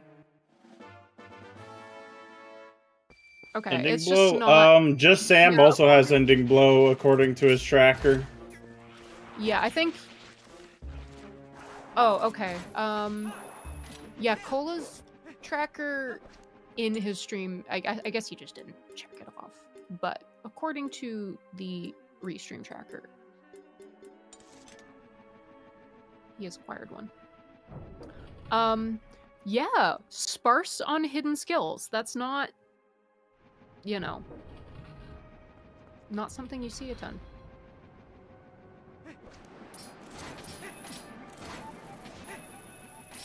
Yeah, sometimes you get too many hints that tell you where hidden skills are, and you're never gonna go and grab them because there's 7 of them in the pool. It's really unheard of to not come across the one that you need at some point.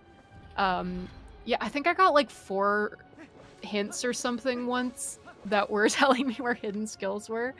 And I was like, okay, you need to leave me at least like 1 though, like please. So yeah, I mean it's one of those things. It's like I guess it can happen. Argorok kind of acting a little funny there.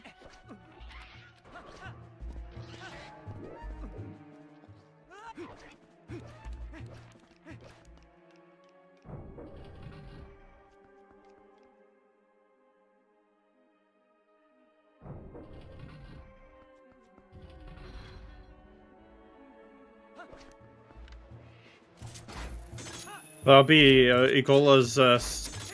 Both Ecola and Just Sam are doing their second dungeon. Difference is Ecola can do the third one too. Yeah, which is a pretty significant difference considering that we know that that ball and chain is off in a kind of not the best check out in desert.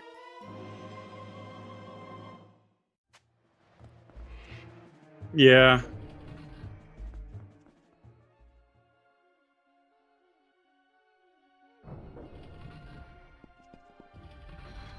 Yeah, I have to say, looking at the times so far, this has not been the easiest seed. There's been a lot of just kind of obscure checks that have been required that are just, you know, not the best. But as far as how we're doing on time, surprisingly good for the circumstances. A couple of those have just been pretty rude. Both Lantern and Ball of Chain are just not in great spots. Yeah, the Giovanni rang was, I mean, everybody kind of checks it, but it just always, it feels like it sets the tone. I feel like if Giovanni has something, it's like, okay, it's gonna be one of those ones, got it, you know?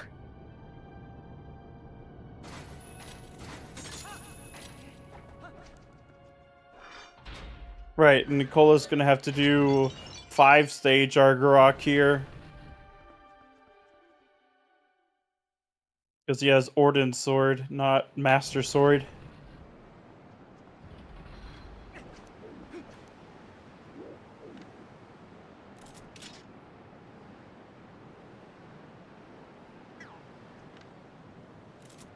Oh no! The little statues keep falling.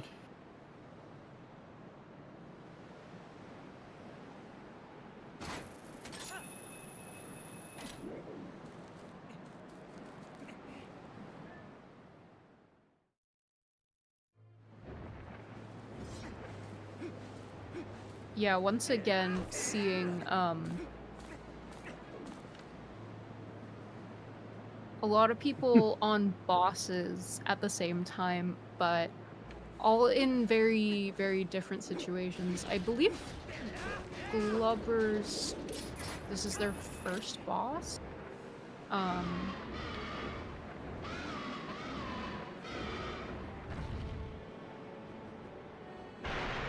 Yeah, I believe so too. Ecola's second. Yeah. They're both on their second one.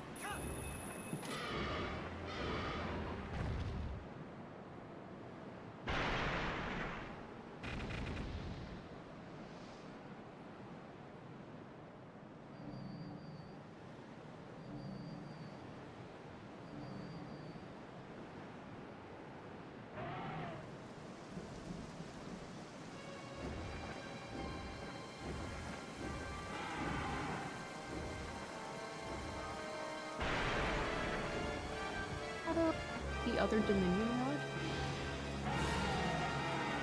It was a while ago, so I don't quite remember. I feel like I remember. One was in Stalfos Grotto, and the other was in Okay. City in the Sky. Yeah, so I think the thing I was saying we was kind of hoping that they weren't gonna find that other Dominion Rod. Yeah. I think based on kind of where they're at, Fodder Cannon's likely to, you know, be checking Dominion Rod stuff, which is unfortunately not what they need to be doing, but we'll see. Maybe not. Maybe we'll just see a warp directly to Zora's domain. No questions asked. I doubt it, though. Do not collect $200.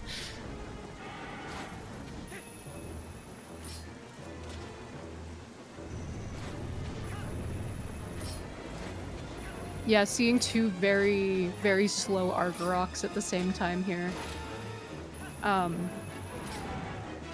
Looking like just Sam is actually going to be done with their boss first. Oh, I don't know. Nicola's final hit came in. Although, yeah. Armagoma at this stage is basically free. Yeah. One hit KO. And Argorok is big on the. Oh no, you can. Yeah, there you go. Nice. Argorok's big on the cinematics at the end here. He's on the theatrics. He does not want to admit that he's just dying. What a drama queen, honestly. I mean, he is Employee of the Month for a reason.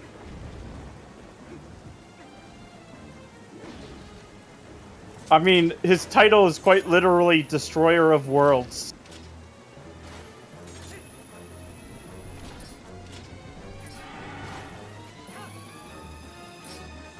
Oh, Fodder Cannon doing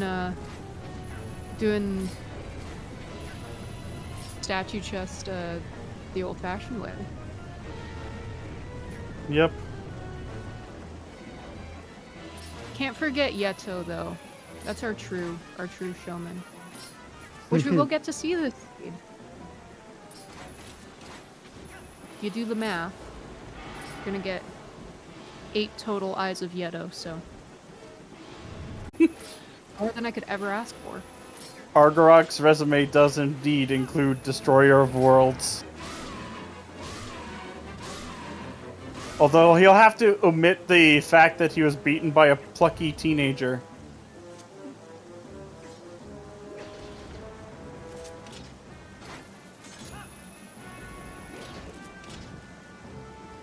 Destroyer of Worlds, except for that one kid. Just Sam is going to be doing the lantern chest here. Makes sense.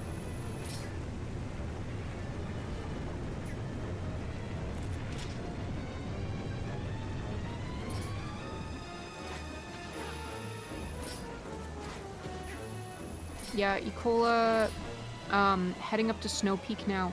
I believe guaranteed that last sword up there, so you know, won't be as quick as if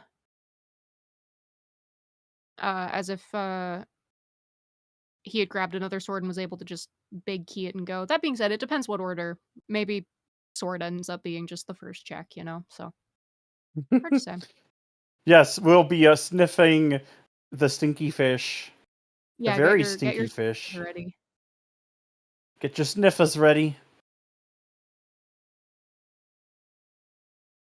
Let me see those noses.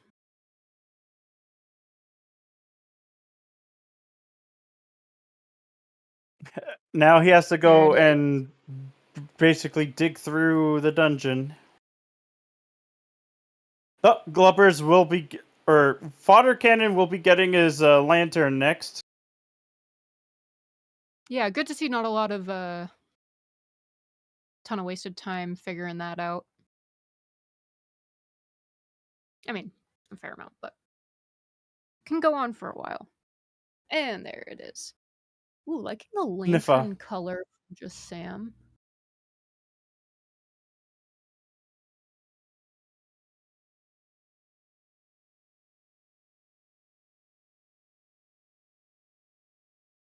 What are your go-to tunic colors? Black. Just full black. All black. Yeah, always. No matter which game, The always full all goth. black. Cool.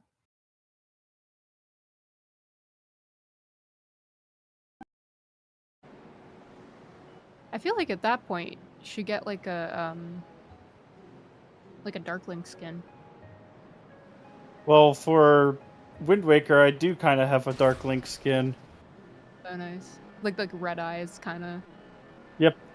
Look, yeah. Smash Dark Link, but Linka instead.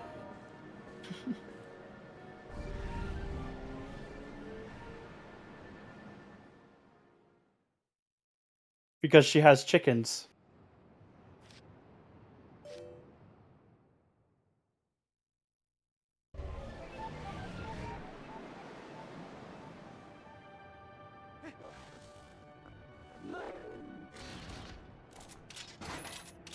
I love when it sinks and I just get to watch everybody like zoom for a second.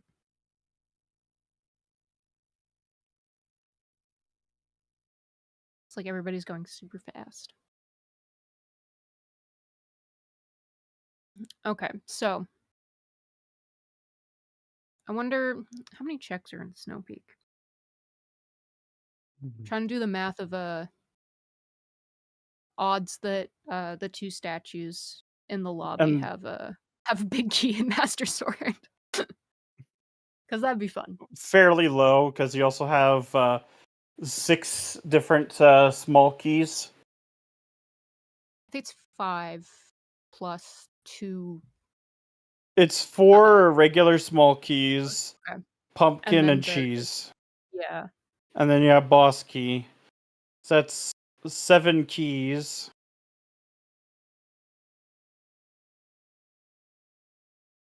So, yeah.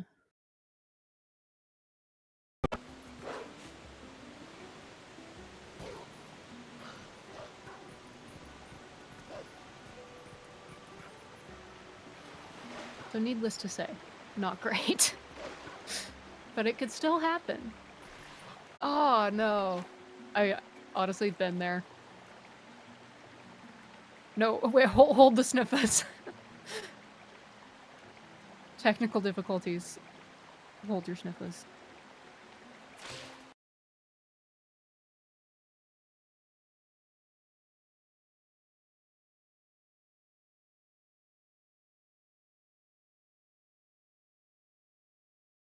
Well,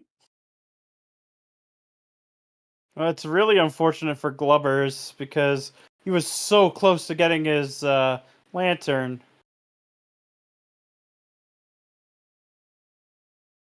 Yeah, I thought we were in the clear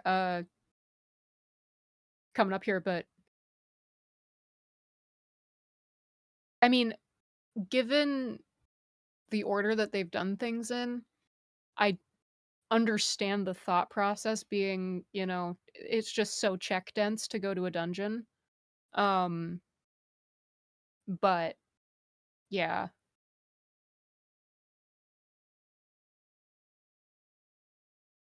All right, seeing the first kind of steps into Snow Peak here. Oh, Glubbers is trying to do it basically blind. But like with the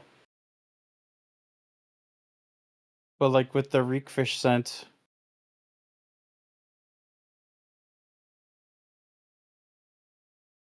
Oh, that was Chapel Chest with the sword. Yeah.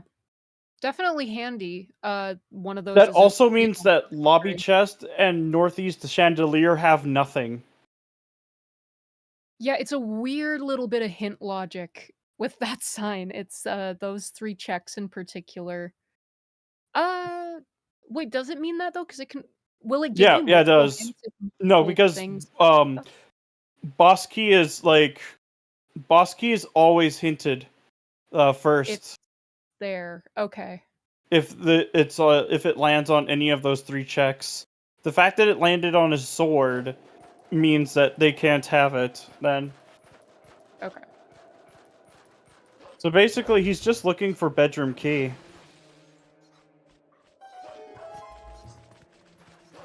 And the odds of it being on a quote-unquote something good item, like a sword or something, are higher. But not guaranteed? Not guaranteed. Cool. Yeah, I was combing through the hint document. Yeah, I've taken the approach of playing a bit and then going through it again, and a bit more of it makes sense, and then going, okay, I'm gonna go play some more, and then coming back and just slowly bouncing back between, reading through the doc, watching the videos and stuff. And yeah, I feel like that's kind of the way to do it, is just a bit of both. Things kind of start to click. Bedroom key right there. All right. See how he's gonna go for a freezer skip here, Yes. and he has a small key as well, so he can just use that instead.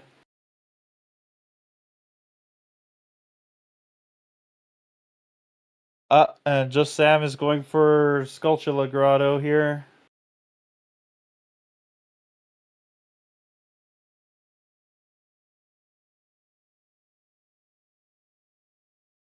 Yeah, unfortunately at this point, I mean, having had Memo when everybody had it, desert's been mostly cleared out, so it's gonna look pretty dead at this point, but yeah, it's just a matter of routing pretty much every lantern check one after the other, which, again, Yep. is better than it being a full casino, right? Because that's kind of the time that's been able to be saved here. Is it's only those lantern checks that are really contenders anymore, so Yeah. If Glover grabs the Uku, he could probably just put it close to the freezer, and then book it as soon as he's done going through the stuff. Because yeah, that was just Sam's second hidden skill. yeah, I think Fodder Cannon still doesn't have any. Yeah. Or Glubbers, apparently? Apparently. That's why. There's so many of them in the pool, you would think. That, Which, yeah, I think it was 3, if memory serves, were hinted, so kind of Difficulties, but like to thank our 2 trackers for doing double tracking, Joshi and Isaac. Again, our restreamer Ricky of Kokiri, who took over from VXR earlier. Also would like to thank my co-commentator Audio Pixie. And also thank our runners Just Sam, Glubbers, Fodder Cannon, and Ecola for letting us restream them. Oh my goodness. I believe in you, ZSR bot. You can do it.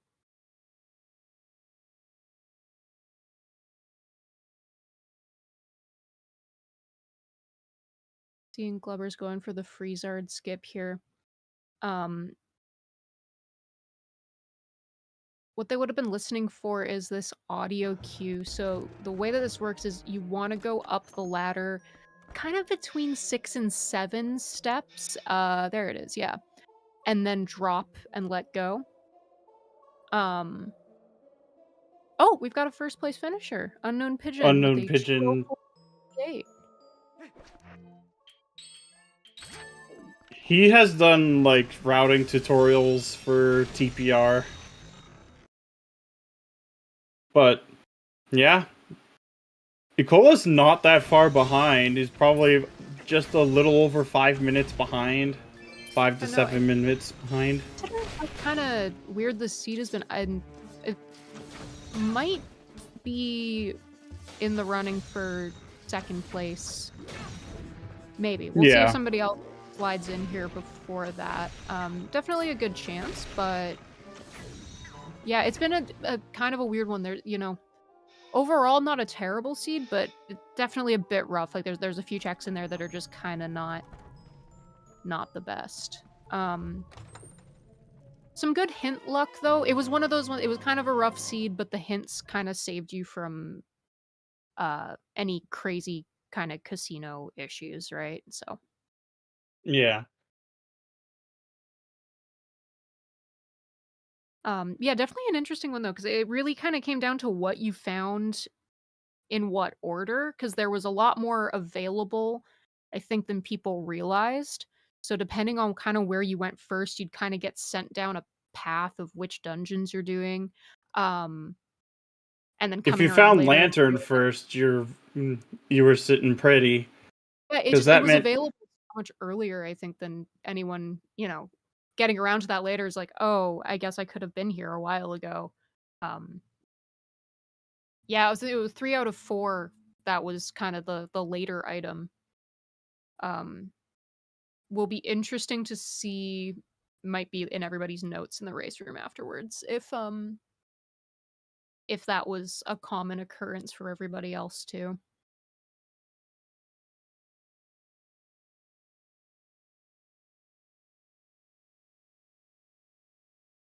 right, because he doesn't have ball and chain, so he has to do it this way. The rarely seen vanilla usage of the cannon. Yeah, we don't get a lot of that.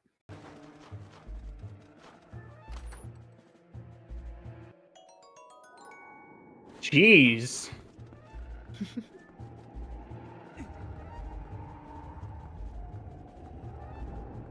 Boy, that reminded me of Wallace and Gromit, the way you said that.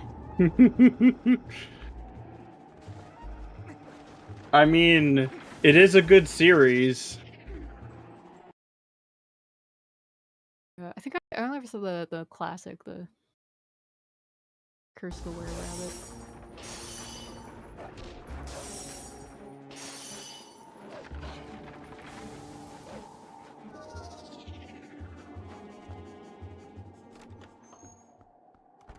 Yeah, that's right, because he hasn't seen the other one yet. Yeah. I mean,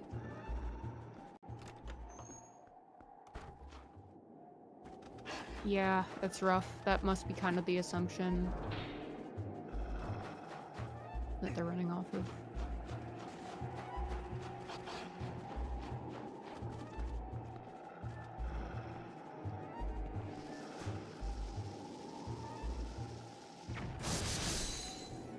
Oof. All right. Nicola, coming up to the final fight here. Gonna have our first finishing time on Restream pretty soon.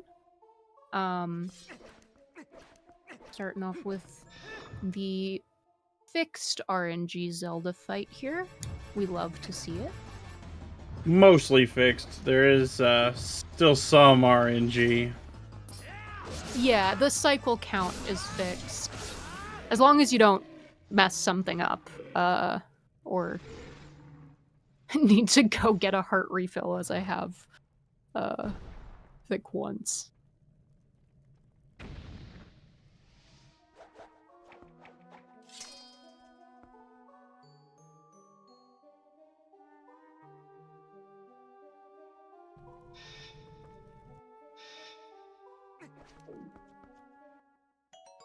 Pumpkin. He was swinging around a pumpkin.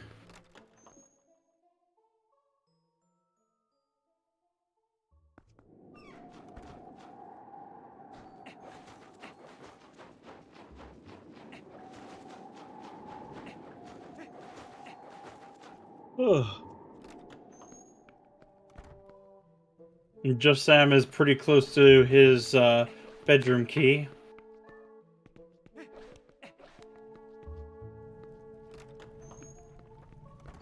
Yeah, which will be the end of his search here. Very solidly putting him into the sort of second position here out of all of our restream players. Fodder cannon definitely looking like third, with that lantern now being found. Yeah, so as far as the kind of like scoring system for qualifiers goes here, one other thing that we're starting to see, so your first, I believe it's your top 2 times. Yep. Out of your first 5 first races. 5. Yeah, so you can't just keep trying. There is a limit of 5. Whichever 5 you do first, it's your top 2 that are going to be counted as your kind of qualifying score. Now, the way that score is calculated, I believe it's the average of the top 3 players is what's going to determine your score. So places 1, 2, and 3 kind of determine what the sort of curve is there. And so Unknown Pigeon coming in first with a full 8 minutes so far between their first time score and whoever we're gonna see in second, might very well be Cola here, is gonna make a pretty big disparity in what the kind of point handouts are gonna be at the end of this. So that's going to be interesting. I don't think we've seen a first place this far ahead so far out of all of these. But yeah, lots of people have completed like 5 qualifiers now. I don't think that necessarily means we're going to see them not participating. For some people, yeah, they might be like, I've done my 5, it's not counting towards my score, I'm just going to call it here.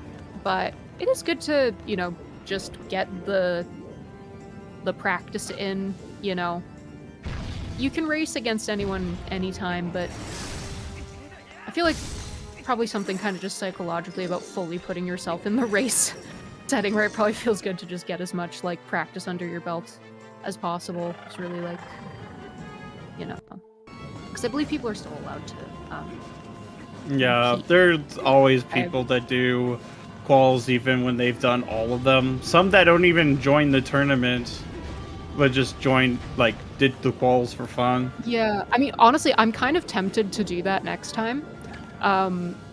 Just looking at it, I'm like, oh, you can just kind of do it for fun. I get it now. Gonna have our first restream finish here in just a second.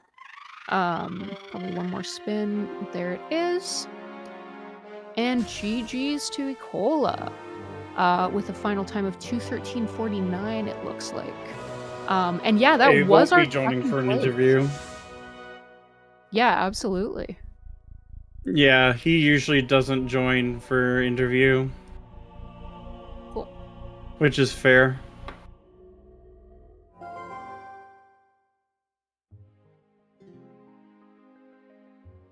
I'll see.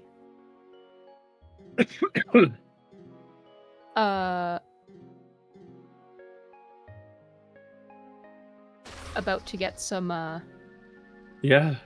Eyes of Yeto if anybody's. Yeah, okay. Who need Yeah. mirror? We're already ready. We are ready. Born ready.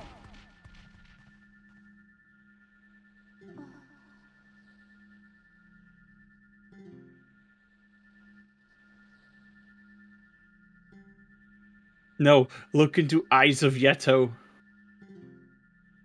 Look in reflection of Yeto's eyes, their true beauty. Also, even if you're fully need mashing mirror? through text as quickly as possible, those text boxes just are always that long, and never I never change. Keep it how it is. Eyes of Yeto.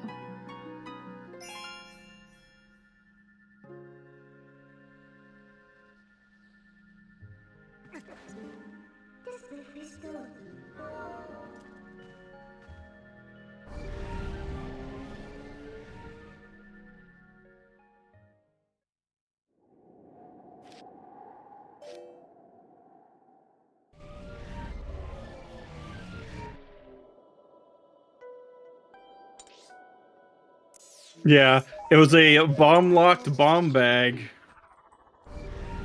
An item of all time.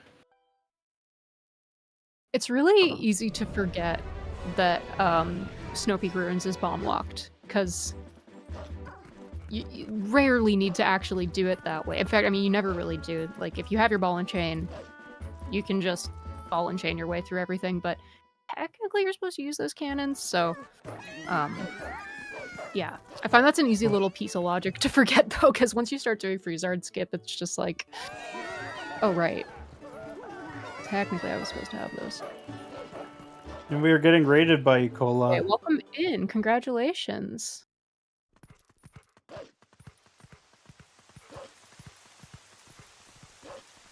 Of course. But, gonna be big points.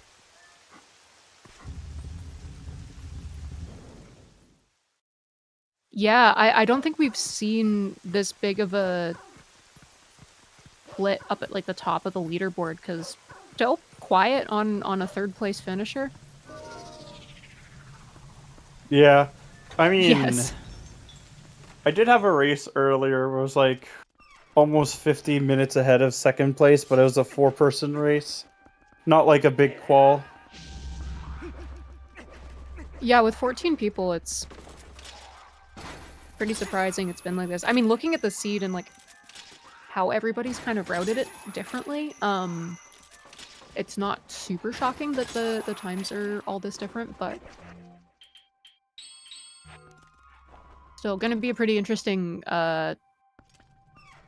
thing to see how that kind of shakes out in the final leaderboards. Yep.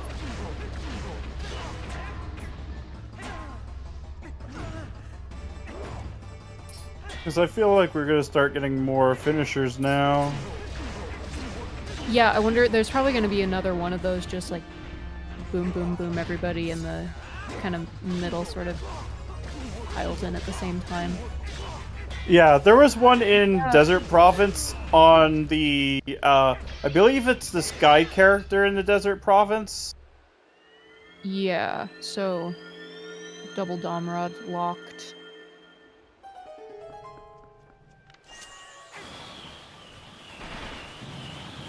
But yeah, the thing that really put you ahead there was the lantern find early. So, I mean, people here still haven't even found it, so it's going to be a bit of a rough one. I haven't seen that ice clip before. That was interesting.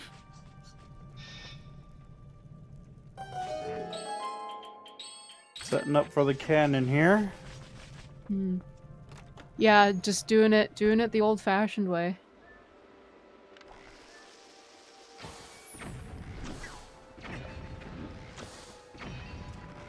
Because he's still looking for the lantern, unfortunately. Yeah.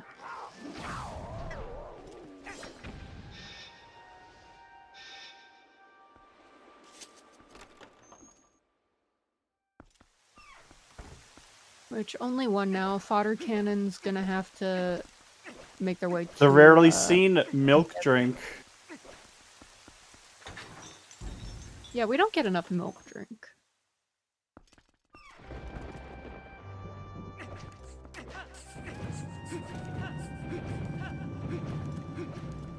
I mean, sometimes when you're trying to clear up a bottle for Fairy's Tears or something, if you feel so inclined, but a rare chew jelly, I guess. But yeah, so Glubbers did the dungeon order differently than everybody else, and because of that, I think they're hoping to find a progression item in Snow Peak, which unfortunately is not going to yield results, but... Yeah, he walked right past the check that had lantern, unfortunately. Yeah, because obviously to warp to Zora's domain to start scaling Snow Peak means you're going right into that throne room. Which, yeah, looks like they're now leaving. So, it'll be interesting to see where they head to and if they're able to quickly figure that out.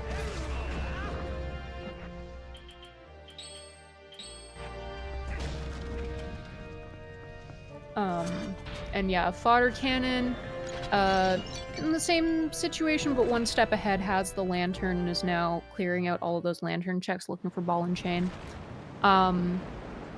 Still on Ordon Soul, I believe. So, gonna be, probably grabbing that last one in Snow Peak. Luckily, it's pretty quick since it's hinted exactly where that is.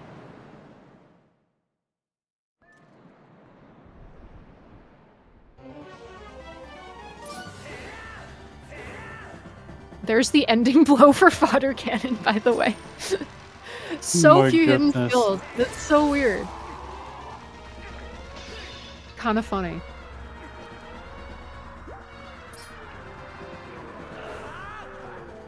Glubbers is terrorizing all of Hyrule Castletown as a dog. Inspiring fear into them, into the masses.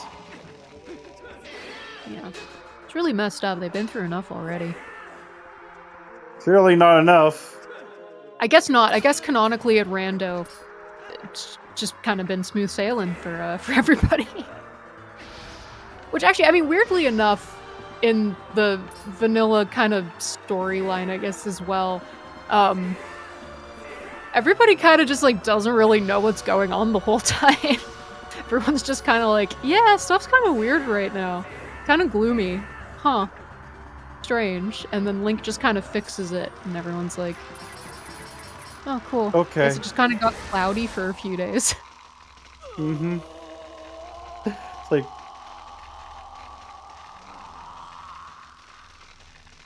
Yeah, Link doesn't get a ton of recognition as a hero in this game at all.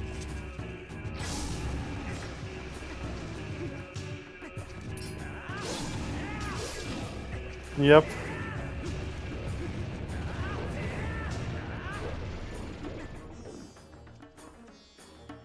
Guess it's kind of on him, though. He's not terribly vocal about it. Yeah, to be fair, I mean, Link doesn't say... He's a man of few Yeah. words. Yeah, he seems fine with that arrangement.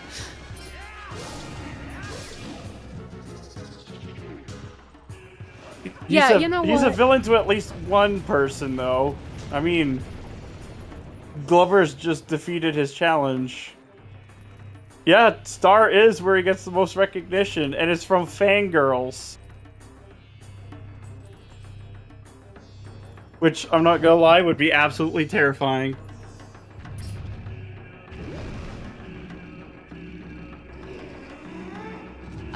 Looks like Fodder Cannon has honed in on this ball and chain, so gonna be go mode pretty soon down in the bottom left. Yep.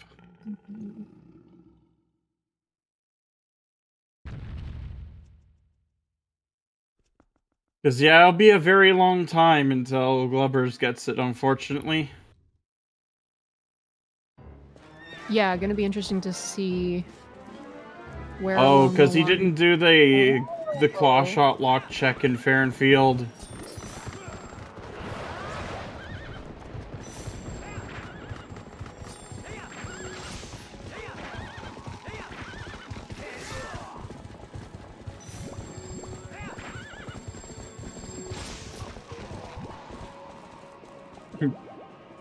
Han's time.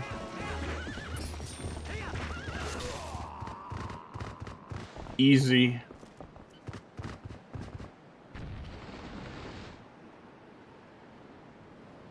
So is the idea there, if you drink the Great Fairy's Tears right at the end, do you carry that over to the final fight? Are you kind of frozen in time? No, You're not? No, okay. because the time actually burns through the through Okay. cutscene. It just lets you 2-cycle. Yeah, let's just 2-cycle, which is pretty important because this part of the fight is actually pretty easy.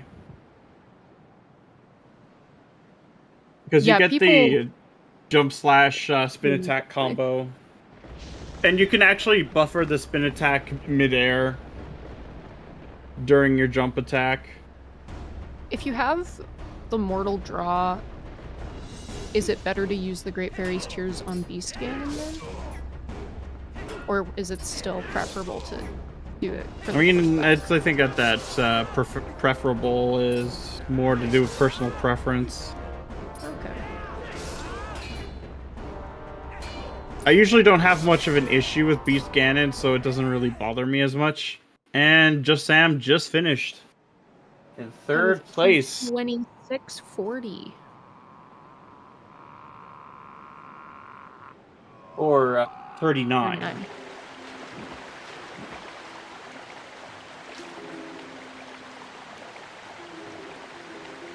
GG's all around. And yeah, that is third place. So another huge time difference. This time 13 minutes. So yeah, the points are gonna be It's gonna be a pretty large distribution. Oh, yeah. And Father Cannon just sniffing the fish. Sniffer, one may say. Let me see their snippets.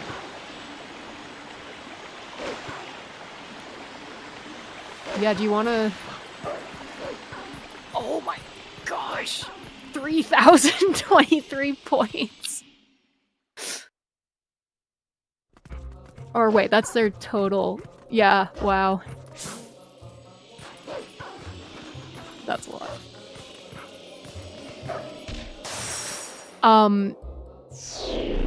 Isaac, what's the math on how many 1077? Okay. You answered my question before I could finish it. Pretty good.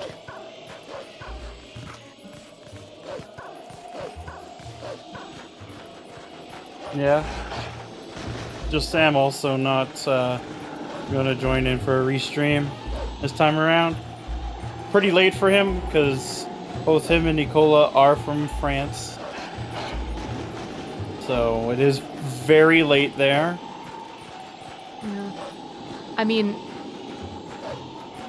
clearly worked out in both of their favors, so congrats to the both of you. But yeah, thanks to everybody who's helping out with this later one today, and to all the competitors. This is one of the only quals that's kind of at this sort of time slot. Most of them are on the earlier side, so.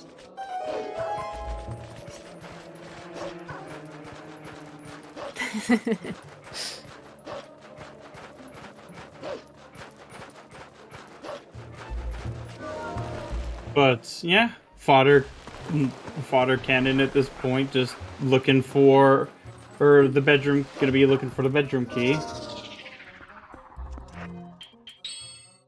Yeah. Yeah, it's pretty early. Luckily, they'll get the hint. Pointing them in the right direction for that.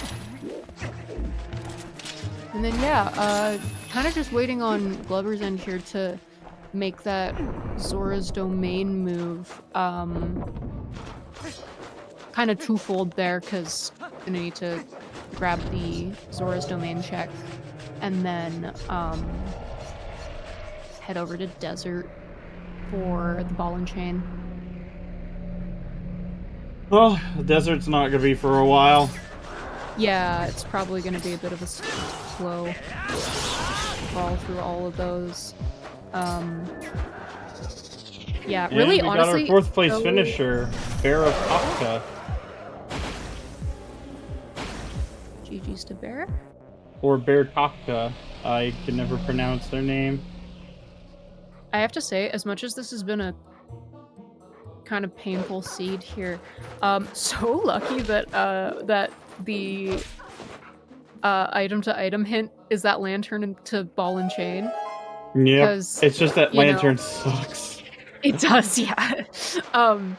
But it does kind of like, you know, there could have been 2 casinos here instead of 1, you know? 'Cause Yeah. lanterns I mean, just there was kind 2, it's just that was a slightly shorter casino. Yeah, I mean, but having at least the ball and chain where it's like, okay, I know I just need to check lantern checks at this point instead of literally everything else. Not that helpful, I guess, because if you find lantern first, you're gonna kind of probably make the assumption that ball and chain is lantern locked at this point if this was kind of the situation you're in. That being said, without the second Dominion Rod, it, you know, that could have been an issue as well. Which actually, yeah, same on Glover's side here. Hoping that they don't check that Stalfos Grotto for the second Dominion Rod. Oh, wait a second. Have they... We got raided Not- by Mewix. I'm either. Wait. Have they No. not? Oh, they're like 2 dungeons behind. Okay. Yeah, Glubbers can't get into Temple of Time. Yeah, no lantern. I kind of blanked on that. But yeah, welcome in, everybody. Got 2 competitors left. One of them on go mode, fodder cannon down in the bottom left there. Pretty much just wrapping up these last couple of things. Glover's, on the other hand, got quite a few things to sort of go through here. Yeah. Reload there.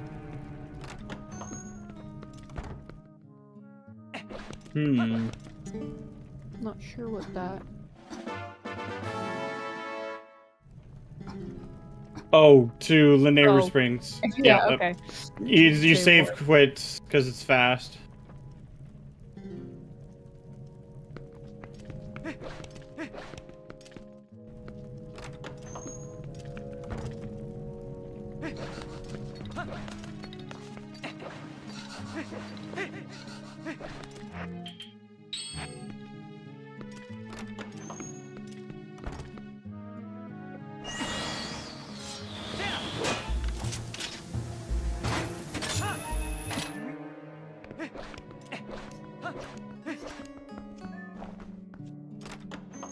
I hope he remembers that he needs to grab the bedroom key.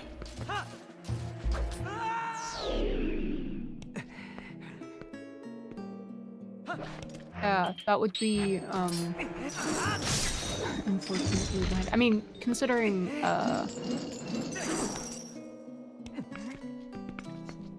he's grabbing this. Okay, it looks like that's what he's on the hunt I mean, thankfully, for. broken floors isn't too much, but like.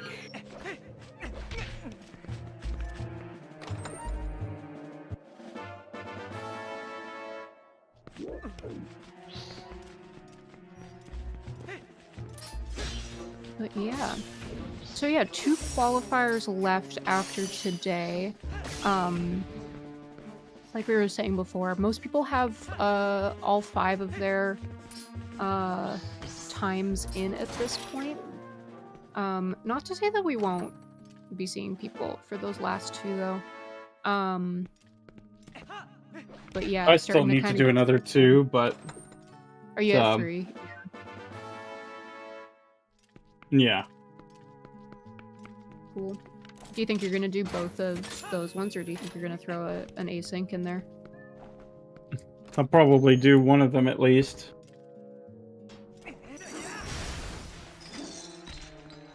Yeah, I'm thinking of maybe kind of when things are wrapping up, just running the async seed for fun, and just seeing how my time compares to all the people who have done those. Yeah, I was thinking of doing some asyncs as well. I just wanted to get at least another live one done, and we got our fifth place finisher, notable cast with a time of 2:35:21. GG's to notable cast. Yeah, I think it could be kind of fun to do the async. It just like get a pulse on like, you know, times compared to people. Welcome in, congratulations.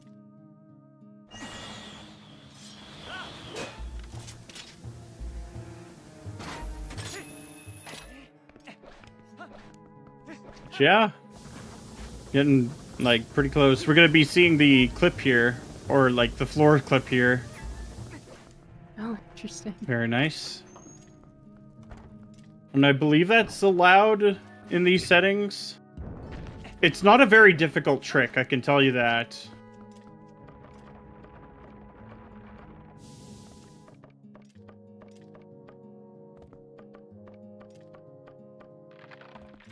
Oh no, Glover's is going to be getting that double dom rod, which is going to distract him. No, we've had... I feel like that's just been the theme of all of these qualifiers, has been a very distracting second Dominion rod.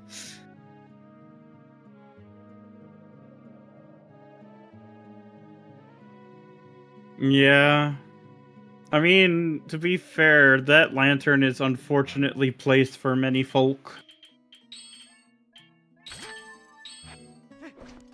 Yeah, it was pretty lucky of Ecola to be grabbing that so early compared to everybody else here. It'll be interesting to see what Unknown Pigeon's routing through everything was. I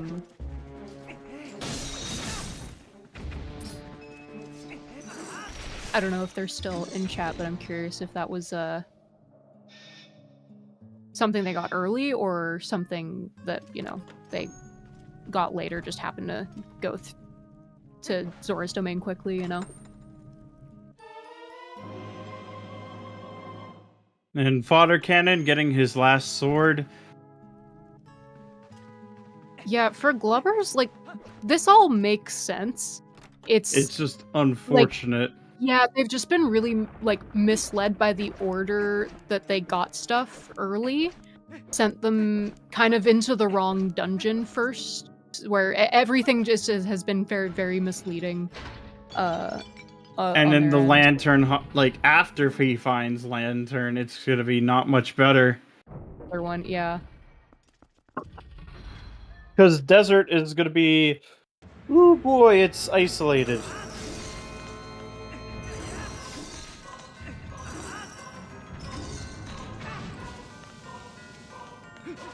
Yeah. Maybe they'll just have like a feeling though, you know? It can happen.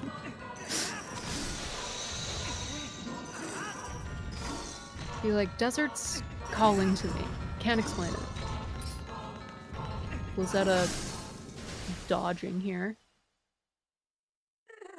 About to get our third Eyes of Yeto. Yes. Eyes of Yeto.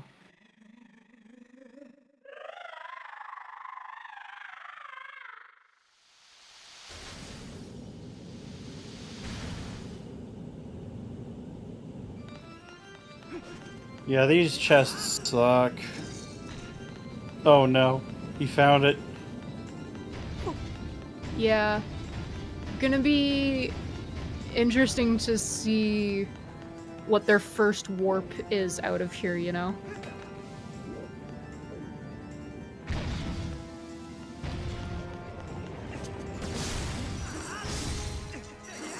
That's a good point. I don't know if I want them to be out in the desert before the lantern, though. If they go into the desert with the lantern... Oh, that would be worse. Yeah. Yeah, because then they're even less likely to double back. You know what I mean? But just look into Eyes of Yeto. Gonna Who like need double orphan the Pogrotto chest.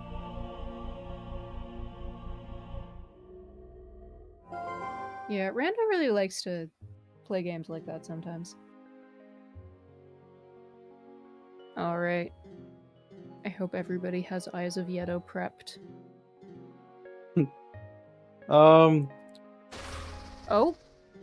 Wait. That was a good warp.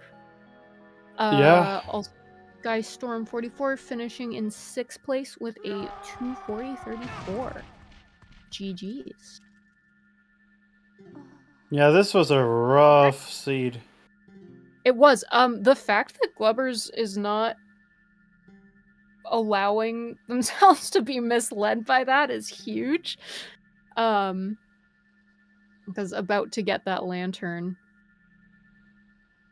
Definitely the preferable, order here, because like Isaac was just saying, now that they have that second Dominion rod, hopefully a desert clear is gonna be quick. Temple time up a little first. bit.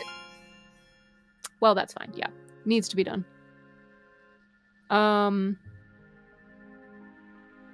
Yeah, probably hoping that ball and chain is going to be in Temple of Time. Unfortunately, won't be the case. Luckily, Temple of Time has some pretty good signage about not wasting too much time in there. So Yeah, it'll just be only big key at this point, beyond this point. Yeah. As Fodder Cannon is going to make his way into Hyrule Castle, he will be finishing at around like a 250, 253 mark, depending on how like the climb and the Ganondorf fights go.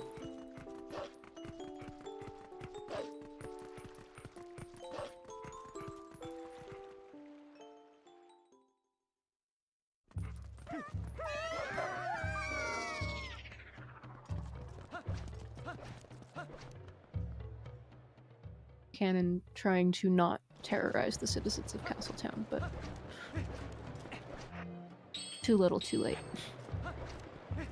Some of them were just scared.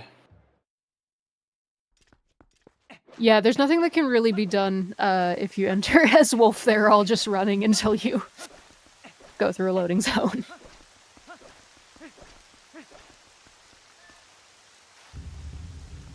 But they're scared of a wolf. A lone wolf, one may say. I mean, granted, Midna in her imp form is probably scarier. Yeah, and also on Link's back, so kind of distinctly not a lone wolf, actually. And we got our 7th place finisher. Hey, let's go. Phantom 5,800 at the time of 243.18. GG's to them.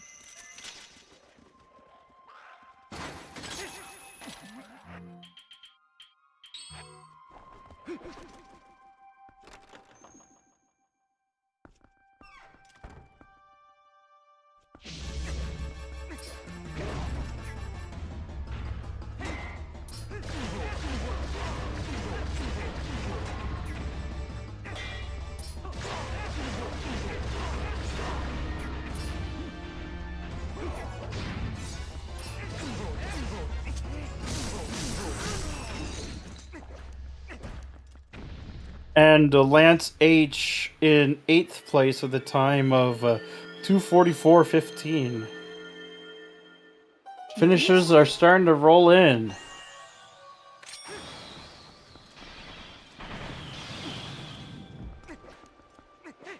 Yeah, we're starting to get to that sort of pack of close times.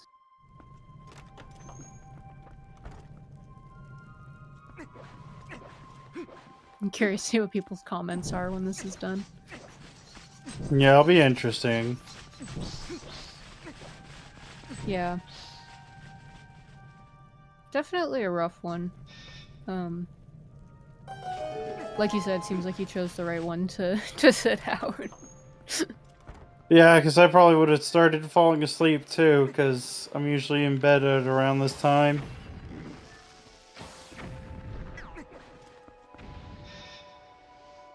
Yeah, luckily, I think I'm the only one this is like a reasonable hour for.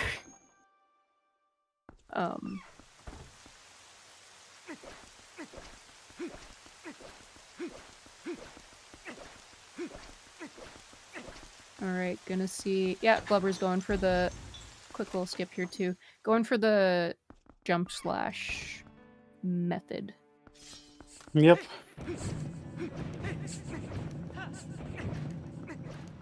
No, I wonder how many attempts you can make at this where it's still saving you time. It'd be interesting to know the number on that. Almost. Oh, close, yeah.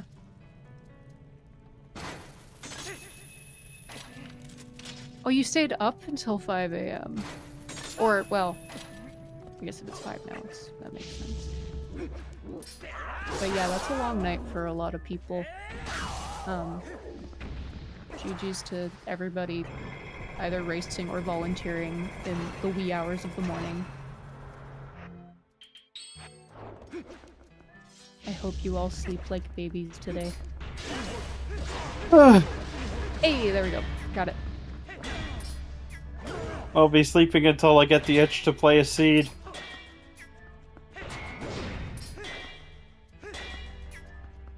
And then another one.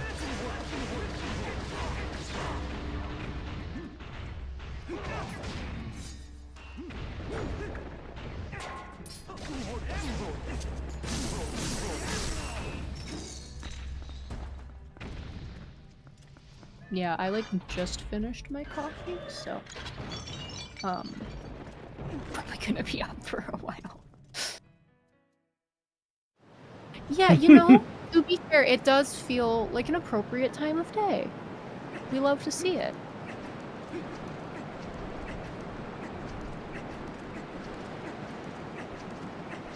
I mean, I do feel like this is a good game for, like, if you are doing that, like, all-nighter where it starts to get to the point... Ooh, Glubber's nailing the, statue shot there. Very nice. But yeah, when it does kind of get to that weird hour where everything's kind of surreal because you've been up so late, I feel like this game, like, fits into that vibe very, very well. Oh, you mean what everyone likes to call the witching hour? Yeah, for Feel a Strange Sadness as Dusk Falls. How dare you? Oh, good stuff.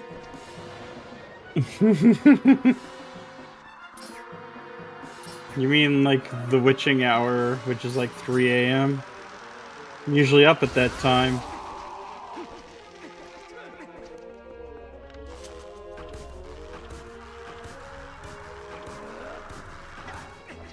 Yeah, Seed was rough. I'm so glad I wasn't playing it. Yeah, Seed was pretty rough. Which, hey, first place time was a 2:04 on this, which was actually kind of nuts. So, yeah. You probably could have gotten like a sub 2 if you really, it was like if you got Lantern. Yeah, you would have had to have, like, totally just lucked out on that. It was very doable because Giovanni, there are people who route Castletown pretty early, so if you did do that, you would have found that boomerang pretty quick. It would have been a matter of also having boots. But yeah, I think the unfortunate thing is a lot of people route Upper Zora's River way sooner than all of that other stuff, myself included. I've been kind of doing the just go directly to Zora's Domain route, which something I think we saw both Glubbers and Fodder Cannon do. They were the two Ordon deniers of the pack, I believe. I remember it was diagonals, but I'm pretty sure that's the way it went.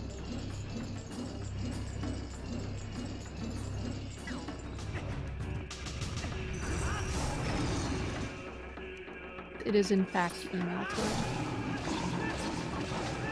Yes.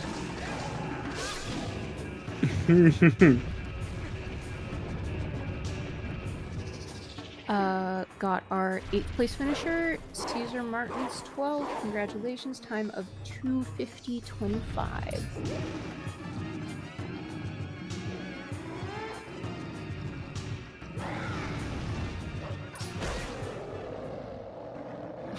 Glubbers still does not have a hidden skill. I think there's one in here somewhere, though. Everybody kind of just walked into it. Oh, and Cindy finished in 9th with a 2:50.54, just getting sniped by Caesar Martins.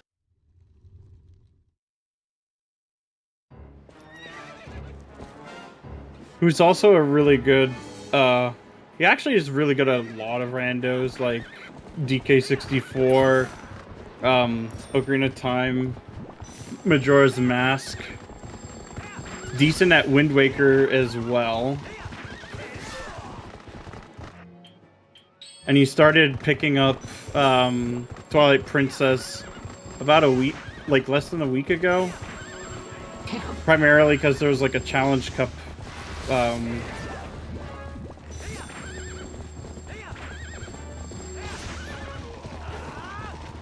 That is very impressive. They're like that new to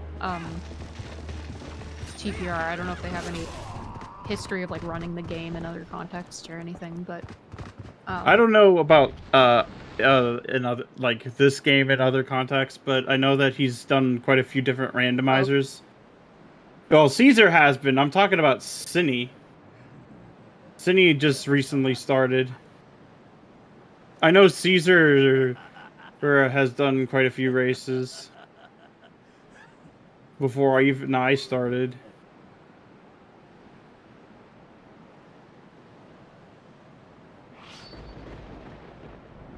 for third finisher on restream here.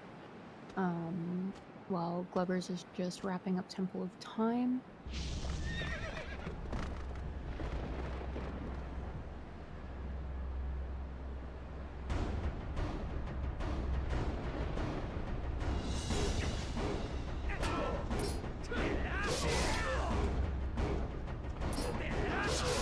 Yeah, I was gonna say, like, sub 3 when you're Yeah, just he getting- last time I raced him, he did a sub 3 too.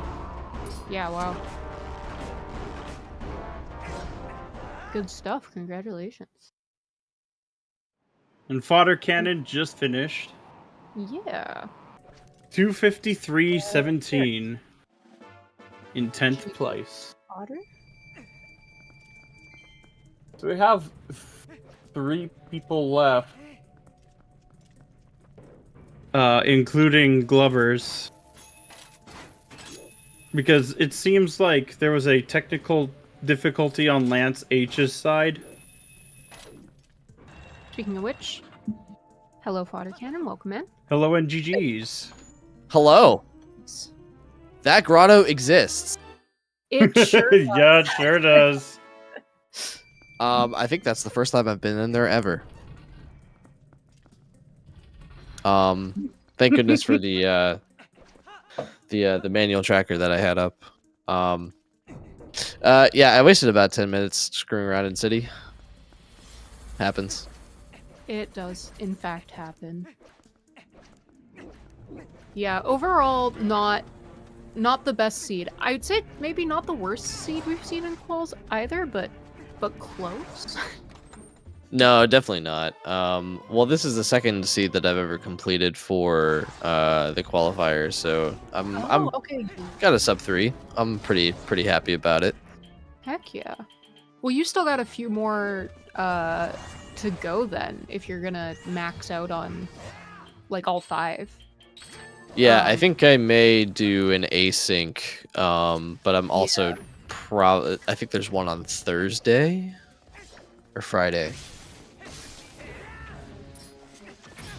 Yeah, also, yeah, Qual 1 was kind of rough. I am gonna just kind of live in the reality where I'm not jinxing it, but...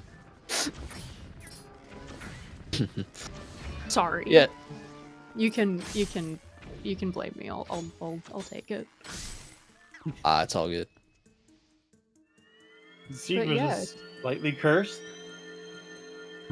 A slightly. I was saying lantern hint to ball and chain was a little bit of a save because it kind of uncasinoed that item a bit. It at least lets you like kind of focus in. Not that it would have been super helpful though, because I feel like if those were your only 2 items left and you get lantern, you'd probably make the assumption that, you know, ball and chain was lantern locked, but still. Yeah, as someone that's a bit of a newer player, I'd say that the lantern and the ball and chain were items that were kind of out of the critical casino path, I think is the best way to put that. Like having it the lantern on the boomerang chest in Zora's Domain, and then the ball and chain in Rock Grotto. That one's definitely off the beaten path, especially since you have to go to desert for what was it? Desert? I forget. There was something. There was a double claw shot, Yes. and there was ball and chain. I think there was also a sword. There was also a sword there too. Oh. Yeah. So I'm sure other people full cleared desert except for the Rock Grotto because they didn't have lantern and then came back for it. Or because Nicola actually got the lantern before he got Aru's memo. Also, Yeah. okay, so I'm just kind of clipping back. Glover's was fighting Darknut for ending blow here, I think. Wild that, like, hidden skill scarcity was an issue here. Like, that is just not supposed to happen, but somehow here we are. Yeah. I think, like, so many of them were hinted that it got to the point where it was like, okay, but then I never went and got any of them because they were all hinted. Yeah. So that's pretty funny to see, frankly. Yeah, it wouldn't be a restream if it weren't for some tomfoolery like that. There were quite a few of them that were hinted. Go ahead. Yeah, it's just like every time one of them hinted, 5-cycle you're like, great, Argarok's and you won't go pain. there. Yeah. I fought Argarok without ending blow, and then ending blowed him. And then I got the scroll later, and I kind of went, huh. So I guess you can ending blow him without needing the scroll. That today I learned. Yeah, it probably doesn't check for if you actually have it or not. Yeah. It's like a clip I saw someone post about defeating Morpheal without the sword.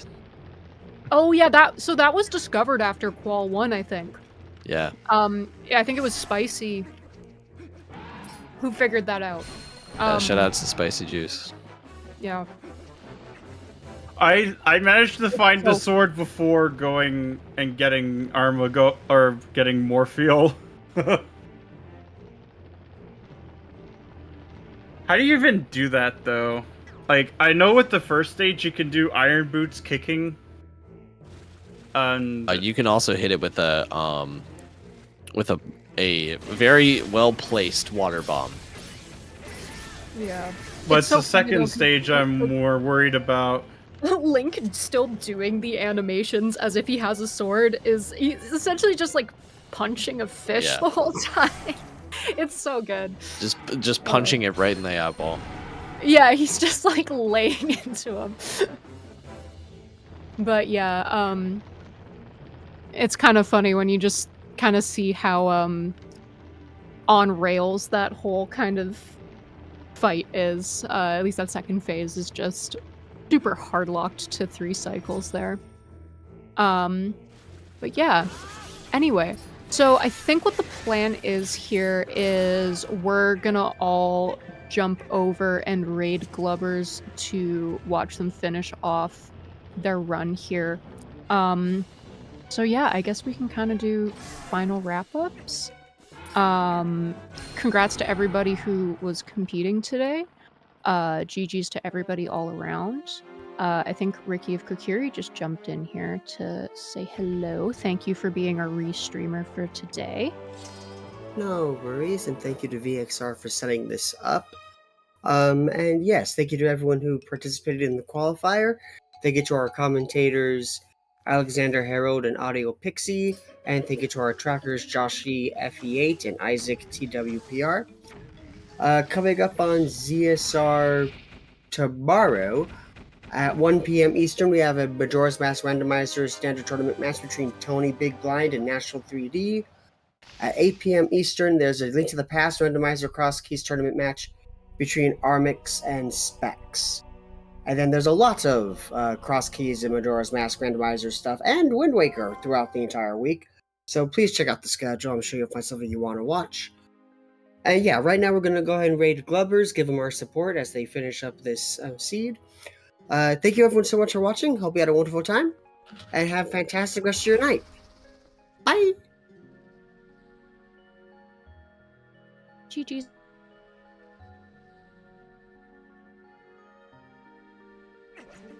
Slipping, Bobby.